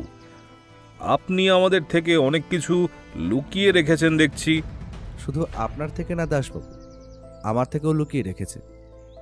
আমি তো না হয় কাকতালীয়ভাবে খবরটা জানতে পেরেছি, না হলে আপনার মতো আমিও গোল খেয়েই যেতাম। এখন আপনি ওদের নিয়ে যান, ওদের বেশিক্ষণ বাইরে রাখা ঠিক হবে না। আমরা বরং হলের দিকে যাচ্ছি। দাসবাবু চলে যাওয়ার পর প্রদর্শনীর হলে ফিরে এসে রতন শর্মা এবং ম্যানেজার বাবুকে সমস্ত কথা খুলে বলতেই ম্যানেজার বাবু গোটা ব্যাপারটা একজনের উপর দায়িত্ব দিয়ে তখনই সেখান থেকে বেরিয়ে গেল। তারপর আমরা সবাই মিলে রওনা দিলাম থানার উদ্দেশ্যে। থানায় তখন সেলের ভিতরে দুজনকে আটকে রাখা হয়েছে। আমরা পৌঁছতেই দাসবাবু বললেন, কি সাহস দেখুন নিখিলেশবাবু, বেটা আমায় ঘুষ খাওয়ার কথা বলে যত টাকা চাই আমায় তত টাকা দেবে, আমার শুধু ওকে ছেড়ে দিতে হবে। টাকার জন্যই তো এসব কিছু করা। টাকার জন্যই তো নিখিলেশ বক্সি এই কেসটা হাতে নিয়েছেন নাকি? না হলে কোথাকার কোন রাজার রাজবংশের হীরের মুকুট নিয়ে নিখিলেশ বক্সির এত কৌতূহল কেন? সোনার মুকুট কিংবা হীরের মুকুট নিয়ে আমার কৌতূহল খুব একটা নেই, কিন্তু আমার যেটা কৌতূহল হলো, কলকাতার বুকে আমাদের এই বিবেকানন্দ হলের এত বড় একটা প্রদর্শনী শুধুমাত্র একটা লোকের জন্য খারাপ হবে, যেটা আমি হতে দিতে পারি না। তাছাড়া সেই আসামের রাজা জগৎবীর সিং আমাদের ভরসা করে তার পৈতৃক সম্পত্তি ওই মুকুটটা পাঠিয়েছেন। সেটা যদি আমরা হারিয়ে ফেলতাম তাহলে এতে আমাদের শহরের অনেক বদনাম হতো। সমস্ত কিছু যে টাকা দিয়ে বিক্রি হয় না, এই কথাটা বোধহয় আদিনাথ সিং আপনি নিজেও ভালো করেই জানেন। আর জানেন বলেই আপনি মুকুটটা চুরি করলেও সেটা এখনো বিক্রি করেননি, কারণ আপনার কাছে টাকার চেয়েও আপনার পারিবারিক সম্পত্তির মূল্য অনেক বেশি। ওর কথা শুনে আদিনাথ সিংয়ের মুখটা কেমন যেন হয়ে গেল। সে তার মাথার লম্বা পরচুলো, মুখের গোপ, দাড়ি সমস্ত কিছু খুলে ফেলেছে। একেবারে দাড়ি গোপহীন একটা চেহারা, মাথার চুল ছোট ছোট করে ছাটা। রতন শর্মা সেই দেখে বলল, এই তো হলো আদিনাথের আসল চেহারা। আসাম ছাড়ার সময় তাকে আমি যখন দেখেছিলাম তখন তাকে এমনই দেখতে ছিল। আর তোমার সঙ্গে ওটা কে আদিনাথ? তোমার বন্ধু কুশল সিং নাকি? আদিনাথ উত্তর করল না। আমার সামনে রাখা চেয়ারগুলোতে বসে পড়লাম। এইবার ম্যানেজার বলল, আমি শুনলাম প্রদর্শনীতে যে হীরের মুকুটটা রাখা হয়েছে সেটা নাকি নকল। তাহলে আসল মুকুটটা কোথায়? ওটা আমার কাছে আছে, আমি ওটা ফিরিয়ে দিতে পারি, কিন্তু তার বিনিময়ে আমাকে ছেড়ে দিতে হবে। মৃদুলের খুনটা না হলে তাহলে হয়তো সে কথা আমি ভেবে দেখতে পারতাম, কিন্তু মৃদুলের খুন করে খুব বড় ভুল করে ফেলেছ আদিনাথ সিং। ওই লোকটাকে আমি মারতে চাইনি, বিশ্বাস করুন, ওই লোকটাকে আমি মোটেই মারতে চাইনি। ওকে আমি শুধু অজ্ঞান করতে চেয়েছিলাম, কিন্তু কোথা দিয়ে যে কি হয়ে গেল। কিন্তু দেখুন, এখন এই খুনের কোনো যথাযথ প্রমাণ কিন্তু আপনার কাছে নেই। কি আছে? যে জামাটা আপনি পরেছিলেন সেই জামাটা আমরা পেয়েছি। বোধহয় আপনি ভেবেছিলেন জঙ্গলের মধ্যে জামাটা কেউ খুঁজতে আসবে না। সেই জামাতে মৃদুলের রক্তের ছাপ আছে। তাছাড়া পাগলের বেশি আপনার বন্ধু যখন ওই দুজন গার্ডকে ব্যস্ত রাখছিল তখন আপনি পাঁচিল টপকে হলের ভেতর ঢুকেছিলেন, কিন্তু খেয়াল করেননি পাঁচিল থেকে নামার সময় আপনার পা খানিকটা কেটে গিয়েছিল এবং সেখান থেকে রক্ত বেরোচ্ছিল। সে রক্তের ফোঁটা পাওয়া গেছে ওই ঘরের ভেতর, অর্থাৎ যেখান থেকে আপনি ওই হীরের মুকুটটা চুরি করতে গিয়েছিলেন সেখানে। পায়ে যে খানিকটা কেটেছে সেটা বুঝতে পেরেছিলাম, কিন্তু এমন কিছু যে হবে সেটা বুঝতে পারিনি। জামা কাপড়ে আপনার ক্ষতের রক্তের চিহ্ন আছে। তাছাড়া সুন্দরভাবে তালা খুলে সেটা আবারও বন্ধ করে দিলেও তালাতে, বাক্সের গায়ে, এই সমস্ত জায়গায় যে আপনার হাতের ছাপ পাওয়া যাবে সেই কথাটা বোধহয় আপনি ভেবে দেখেননি। আপনি হয়তো ভেবেছেন এত হাতের ছাপের মধ্যে দিয়ে আপনার হাতের ছাপ আর আলাদা করে খুঁজে বার করা যাবে না। সেটা হয়তো সত্যি, কিন্তু লাল বাক্সের গায়ে কিন্তু ম্যানেজার রতন সিং এবং আপনি ছাড়া আর কারোর হাতের ছাপ তেমন পড়েনি। আদিনাথ আর কিছু বলল না, অবাক হয়ে তাকিয়ে রইল ওর দিকে। আমি বললাম, মুকুটের ব্যাপারটা ঠিক কি হলো? নকল মুকুটটা কোথা থেকে এলো? নিখিলেশবাবু যখন জানতে পেরেছিলেন আমি কলকাতাতেই রয়েছি, তখন তিনি প্রথমেই আমার সঙ্গে টেলিফোনে যোগাযোগ করে আমার সঙ্গে কথা বলেন। আমায় প্রথমেই তিনি মুকুট চুরির ব্যাপারে সমস্ত কথা বলেছিলেন। নিখিলেশবাবুর বাড়িতে আমি যেদিন আসি সেদিনই সেখান থেকে ফিরে যাওয়ার পর নিখিলেশবাবুর কথা মতো এক স্বর্ণকারের সাহায্যে ঠিক অমনি একটা মুকুট আমি তৈরি করাই। জগৎবীর সিংয়ের কাছে সেই মুকুট আমি কয়েকবার দেখেছিলাম। সেই মুকুটটা কেমন সেটার ধারণা আমার ছিল, তাই নিখিলেশবাবুর কথায় মাত্র 2 দিনের মধ্যেই সেই মুকুট তৈরি হয়ে যায়, এই রবিবার এবং সোমবার। মুকুট তৈরি হয়ে গেছে সেটা না হয় বুঝতে পারলাম, কিন্তু সেই তৈরি হয়ে যাওয়া মুকুট ঘর পর্যন্ত গিয়ে পৌঁছলো কি করে? এমন সময় ওর খাতায় একজন কনস্টেবল বাইরে গিয়ে একজনকে নিয়ে এলো। তাকে দেখি এ হলো সেই গার্ড বিপিন। এই কাজে আমায় সাহায্য করেছে বিপিন। বিপিন এবং সঞ্জয়ের মধ্যে সঞ্জয়কে আমার সন্দেহ হয়েছিল, কারণ তার টর্চ নিরুদ্দেশ ছিল এবং মৃদুলকে মারা হয়েছে টর্চের আঘাতে। কিন্তু বিপিনের ব্যাপারে খোঁজ নিয়ে জেনেছিলাম সেদিন বিপিন একবারও ভিতরে যায়নি এবং সে কথা সঞ্জয় নিজেও বলেছে। এতেই আমার ধারণা স্পষ্ট হয়েছে যে এই সব কিছুর সঙ্গে বিপিন নাও জড়িয়ে থাকতে পারে। বিপিনের ব্যাপারে খোঁজখবর নিয়ে যখন তাকে ঠিকঠাক বলে মনে হলো তখন বিপিনের সাহায্যে একটা কাজ করি। তখন বিপিনও ব্যাপারটা হয়তো ঠিকমতো জানতো না। সেদিন সকাল 6টার পরে যারা পাহারায় ছিল বিপিনকে নিয়ে তাদের দুজনের শরবতের সঙ্গে পেট খারাপের ওষুধ মিশিয়ে দিয়েছিলাম। শরবত খাওয়ার কিছুক্ষণের পর থেকেই পেট খারাপ হতে শুরু করে এবং তারা সেই কারণে ওই হলের পেছন দিকে যেখানে বাথরুম আছে সেইখানে চলে যায়। তাদের অমন অবস্থা প্রায় 1 ঘন্টার মতো থাকার কথা। সে 1 ঘন্টার মতো সময় তারা ওখানেই থাকে। এদিকে বিপিন তখন একা এখানে ছিল, কিন্তু বিপিন জানতো না তাদের দুজনকে কেন আমি 1 ঘন্টার জন্য সরিয়ে রেখেছিলাম। এই সময় আমারই একজন লোক পাঁচিল টপকে ওই ঘরে ঢোকে, তালা খুলে তারপর বাক্সের মধ্যে পুনরায় নকল মুকুটটা রেখে আবার সমস্ত কিছু আগের মতো বন্ধ করে সেখান থেকে চলে যায়। বিপিনকে আমি বলেছিলাম যে সে যেন দরজার কাছে থাকে এবং আমি ওই সময় দরজার কাছে এসে বিপিনের সঙ্গে কথা বলছিলাম। কিন্তু কেন? কারণ এক কাজে আমি 2টো কাজ করতে চেয়েছিলাম। প্রথমত নকল মুকুটটা ওখানে রাখলে যাতে সবাই ভাবে যে ওটা আসল মুকুট, এবং তার সঙ্গে আদিনাথ এবং তার দলের লোকেরা খবরটা পেয়ে অবাক হয়ে যায়। যদিও এই খবরটা পেয়ে ওদের 2 দিন সময় লেগেছিল, তাই আদিনাথ প্রথম দিনের ব্যাপারটা বিশ্বাস করতে না পারলেও দ্বিতীয় দিন আবার সেখানে চলে আসে। তৃতীয় দিন যে সে আসবে সে কথা আমি জানতাম, কারণ দ্বিতীয় দিনে একটি লোক এসেছিল যেই মুকুটটা একবার দেখেই সেখান থেকে চলে যায়। তৃতীয় দিনে ওরা দুজনে যে আসবে সে কথা আমি জানতাম বলেই রতন শর্মাকে ভালো করে বলে রেখেছিলাম। রতন শর্মা আদিনাথ সিং এর বন্ধু কুশল সিংকে দেখেই চিনতে পেরেছিল। যদিও সে ছদ্মবেশে ছিল, তবু কুশল সিং এর সবচেয়ে বড় একটা সমস্যা হলো তার ডান হাতে 6টা আঙুল। ওর কথায় আমরা সবাই কুশল সিংয়ের দিকে তাকালাম। সত্যি সত্যি তার ডান হাতে 6টা আঙুল। কেড়ে আঙুলের পাশ থেকে একটা ছোট আঙুল বেরিয়েছে। আর ওই দিন তাহলে মৃদুলের মৃত্যু হলো কিভাবে? আর ওখান থেকে মুকুটটা চুরি বা হলো কি করে? এই একটা কারণেই আমি একটা কাজ করেছিলাম। ঠিক যেভাবে আদিনাথ সিং কুশলের সাহায্য নিয়ে কুশলকে পাগল সাজিয়ে বিপিন এবং সঞ্জয়কে ব্যস্ত রেখেছিল, তারপর সঞ্জয়ের টর্চটা কোনোভাবে চুরি করে নিয়েছিল। সেটা কিভাবে হলো তা আমি জানি না, তবে সঞ্জয় টর্চটা কোনোভাবে হারিয়ে যায়। সেই টর্চ কিংবা অন্য কোনো টর্চ সেটা নিয়ে পাহারাদারের মতো পোশাক পরেই আদিনাথ সিং ঢুকেছিল ভেতরে।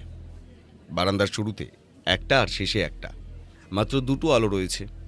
সেই আলোতে টুপি পরে থাকলে কারোর মুখ ভালোভাবে না দেখলে চট করে চেনা সম্ভব নয়। আমার মনে হয় আদিনাথ পাহারাদারের রূপেই ভিতরে ঢুকে মৃদুলকে খেতে যেতে বলেছিল। একটা কথা ওরা জানতো না, যেটা ম্যানেজার বাবু জানে এবং মৃদুল জানতো। প্রত্যেক দিন প্রায় 12টার সময় রাতের বেলা মৃদুল খেতে যেত। সে বাড়ি থেকে একবার 6টা নাগাদ খাবার খেয়ে আসতো, তারপর 12টা নাগাদ খেত, আবার সকাল 6টার সময় বাড়ি চলে যেত। তোমাদের হয়তো মনে আছে বিপিন এবং সঞ্জয় দুজনেই বলেছিল পাগলটা যখন এসেছিল তার একটু পরেই ঢং ঢং করে চার্চের ঘড়িতে 12টা বেজেছিল। আসলে ব্যাপারটা অন্যরকম। 12টা বাজার ঘন্টা পড়ার সঙ্গে সঙ্গেই হয়তো পাগল সেখান থেকে সরে যায়, আর সেটাই ছিল আদিনাথের জন্য একটা নির্দিষ্ট ঘন্টা, যে সময় সে তার কাজ শুরু করবে। আদিনাথ মৃদুলকে সেখান থেকে খাবার জন্য তার ঘরে পাঠিয়ে দেয়। তারপরে সে নিজের কাজ শুরু করে। দরজা খুলে সেখান থেকে মুকুট নিয়ে সে চলে যাবে, কিন্তু মৃদুল খেতে গিয়েও কোনো একটা কারণে ফিরে এসেছিল, তাই তো আদিনাথ? পরিকল্পনা মতো পাহারাদারের পোশাক পরে আমি ওই মৃদুলকে ঘোল খাইয়েই দিয়েছিলাম।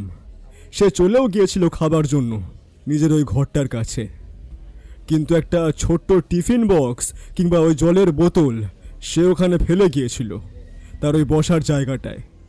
সেটা আমি খেয়াল করিনি। তারপর সে চলে যেতেই আমি তাড়াতাড়ি দরজা খোলার জন্য বসে পড়ি এবং তালা খুলতে থাকি। সেই সময় ওই মৃদুলটা আবার ফিরে আসে। তখন সে বুঝতে পারে আমি পাহারাদার নই, অন্য কেউ। তাই সে আমায় বারবার তার দিকে তাকাতে বলে। আমি তাকাতেই সে আমায় দেখে বুঝতে পারে যে আমি 2 পাহারাদারের মধ্যে কেউ নই, আর তখনই সে চিৎকার করে। চিৎকার করে বাকিদেরকে ডাকাডাকি করতে যাবে, তার আগেই আমি বাধ্য হয়ে বিশ্বাস করুন ওই টর্চটা দিয়ে ওর মাথায় মারি। কিন্তু একবার মারার পরেও সে চিৎকার করতে যায়। তখন তার মুখটা চেপে ধরে তার মাথায় আরও 2বার মারি। তারপর অবশেষে সে চুপ করে গেলে আমি তাকে সেখানে রেখে আগেই ভিতরে ঢুকে মুকুটটা নিয়ে আসি। তারপর তার দেহটা টেনে নিয়ে গিয়ে ওই ঘরের মধ্যে আটকে রেখে আবার বেরিয়ে চলে যাই।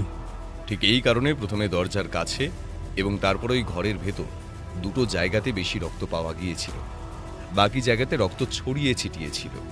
কিন্তু আদিনাথ সিং যে মুকুটটা চুরি করার পরেও বাইরে বিক্রি করবে না, সে ব্যাপারে আপনি নিশ্চিন্ত হলেন কি করে নিখিলেশ বাবু? আপনার কাছে ওই মুকুটের গল্প শুনে দাসবাবুর সাহায্যে আসামের এক পুলিশ অফিসারের সঙ্গে আমরা যোগাযোগ করি, যার সঙ্গে দাসবাবুর সামান্য পরিচয় আছে। তার সঙ্গে কথা বলে খোঁজখবর করে জানতে পারি আদিনাথ সিংয়ের বাবা পুরন্দর সিং অন্যরকম ছিলেন। সে তার সমস্ত সম্পত্তি, নেশা এবং বিভিন্ন কারণে উড়িয়ে দিলেও আদিনাথ সিং তেমন ছিলেন না। সে চুরি ডাকাতি করত সে কথা ঠিক, কিন্তু নিজের বংশ এবং বংশের জিনিসের প্রতি তার অন্যরকম আকর্ষণ ছিল। তাই কেন জানি না মনে হয়েছিল আদিনাথ সিং ওই মুকুট এর আগেও চুরি করতে পারত, কিন্তু ওখান থেকে চুরি করার কারণ প্রথমত রাজাকে মান সম্মানে ফেলা এবং দ্বিতীয়ত নিজের কাজ হাসিল করে নেওয়া। এই দুটো জিনিস সেই মানুষই এমনভাবে করতে পারে যার বংশের প্রতি মর্যাদা বজায় রেখে সে তার কাজ করতে চাইছে।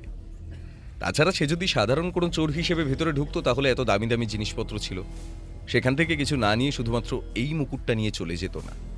বাবা ভুল করেছিল, বাবা ভুল করে বংশের সঙ্গে শত্রুতা করেছিল। আমি শুধু ওই মুকুটটা চেয়েছিলাম।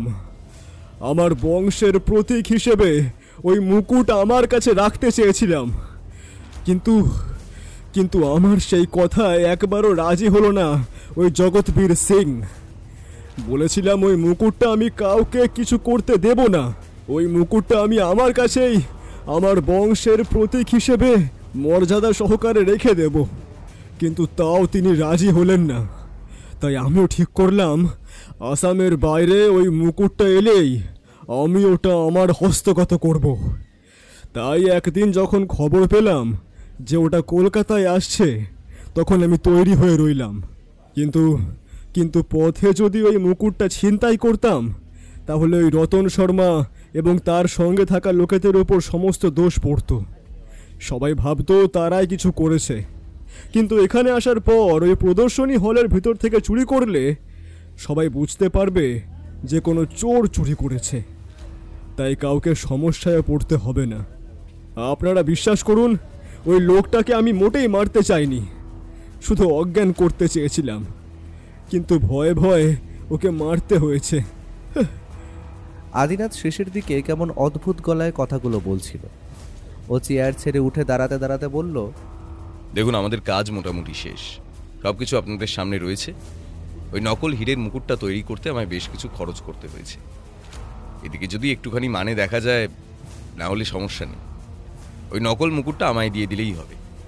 আসামের রাজবংশের মুকুটের একটা রেপ্লিকা আমার কাছে থাকবে, সেটাও আমার কাছে বেশ গর্বের বিষয়। ম্যানেজার বাবু, আশা করি এবার আপনার আর কোনো অসুবিধে হবে না। আদিনাথ আসল মুকুটটা ফেরত দিয়ে দেবে বলেই আমার ধারণা, তবে মৃদুলের খুনের অপরাধে আদিনাথকে শাস্তি পেতেই হবে। আপনার এই নকল হীরের মুকুট আমাদের কাছেই থাকুক, ওটাতে আপনার যা খরচ হয়েছে সমস্ত টাকা আমি আপনাকে জোগাড় করে দেবো। ওই মুকুটটা ওখানেই থাকুক, যতক্ষণ না পর্যন্ত আসল মুকুট ফিরে আসে ততক্ষণ তো থাক। তারপর নকল মুকুটটা আমাদের কাছে আমরা রেপ্লিকা হিসেবে রাখতে রাজি আছি, কারণ রতন শর্মা তো আসলটা নিয়ে চলে যাবে। ব্যাস, তাহলে তো হয়েই গেল, আলাদা করে আর কিছু বলার নেই। আর কারো যদি কিছু জানার থাকে তাহলে সে ব্যাপারে বলতে পারেন, না হলে আমাকে ফিরতে হবে। এই 3টে দিন বেশ সমস্যাতেই কেটেছে, এখন একটা দিন টানা বিশ্রাম নিতে হবে। কি বলো ভাইয়া? সবই বুঝলাম, কিন্তু একটা কথা এখন আমি বুঝতে পারলাম না।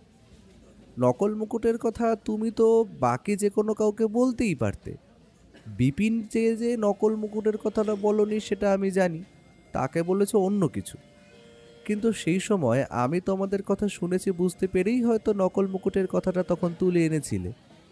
নকল মুকুটটা ওখানে কে রেখেছিল সে ব্যাপারে হয়তো বিপিন কোনো কিছুই জানতো না।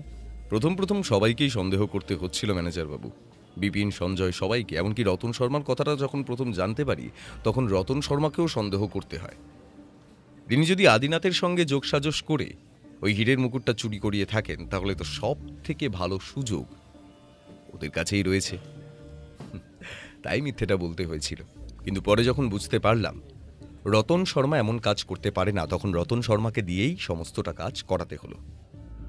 তবে বুঝতে পারলে তো কাউকে বিশ্বাস করা যাবে না, বিশ্বাস করতে গেলেই সমস্যায় পড়তে হবে। তাই আর কাউকে কিছু বলিনি।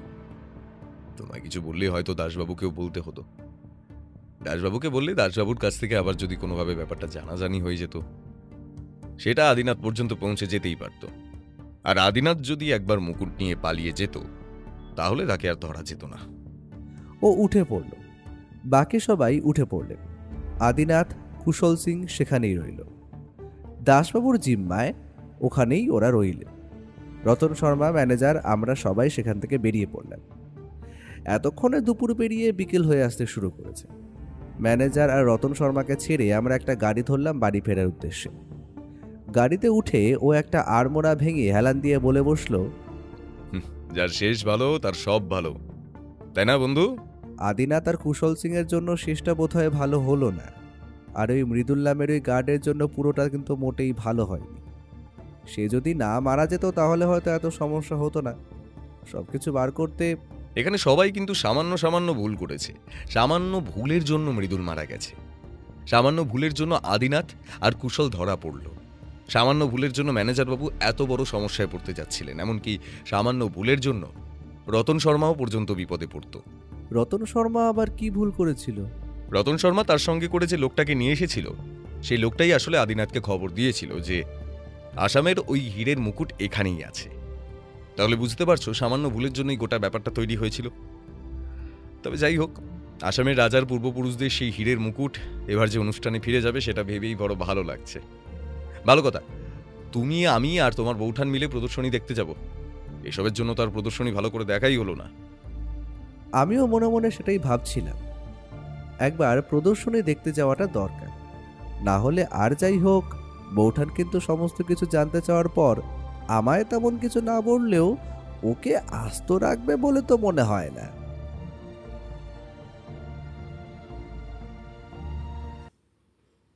আজকের মতো আমাদের গল্পের আসর এখানেই শেষ। আপনারা এতক্ষণ শুনছিলেন লেখক সুকান্ত দাসের কলমে চুরি যাওয়া রাজমুকুট। এবার পালা আগের গল্পের সাউট আউট পর্বে যারা কমেন্ট করেছিলেন তাদের নামগুলো উল্লেখ করার। উত্তর দিয়েছিলেন লিপিকা বোস, সানি, সালমা মণ্ডল, অনামিকা মিত্র, স্বপন অধিকারী, কৃষ্ণা ভঞ্জ, অনিতা বিশ্বাস, শিবা সর্দার এবং শুক্লা সরকার। গল্পটা আশা করি খুব ভালো লেগেছে। আর খুব বেশি ভালো লাগলে আমাদের গল্পের আসরকে সাবস্ক্রাইব করতে ভুলবেন না। জোরাজুরি নেই, ভালো লাগলে তবেই। তাহলে ভালোবাসা নেবেন আর সবাই খুব ভালো থাকবেন। আজকের মতো গল্পের আসর সাইনিং অফ।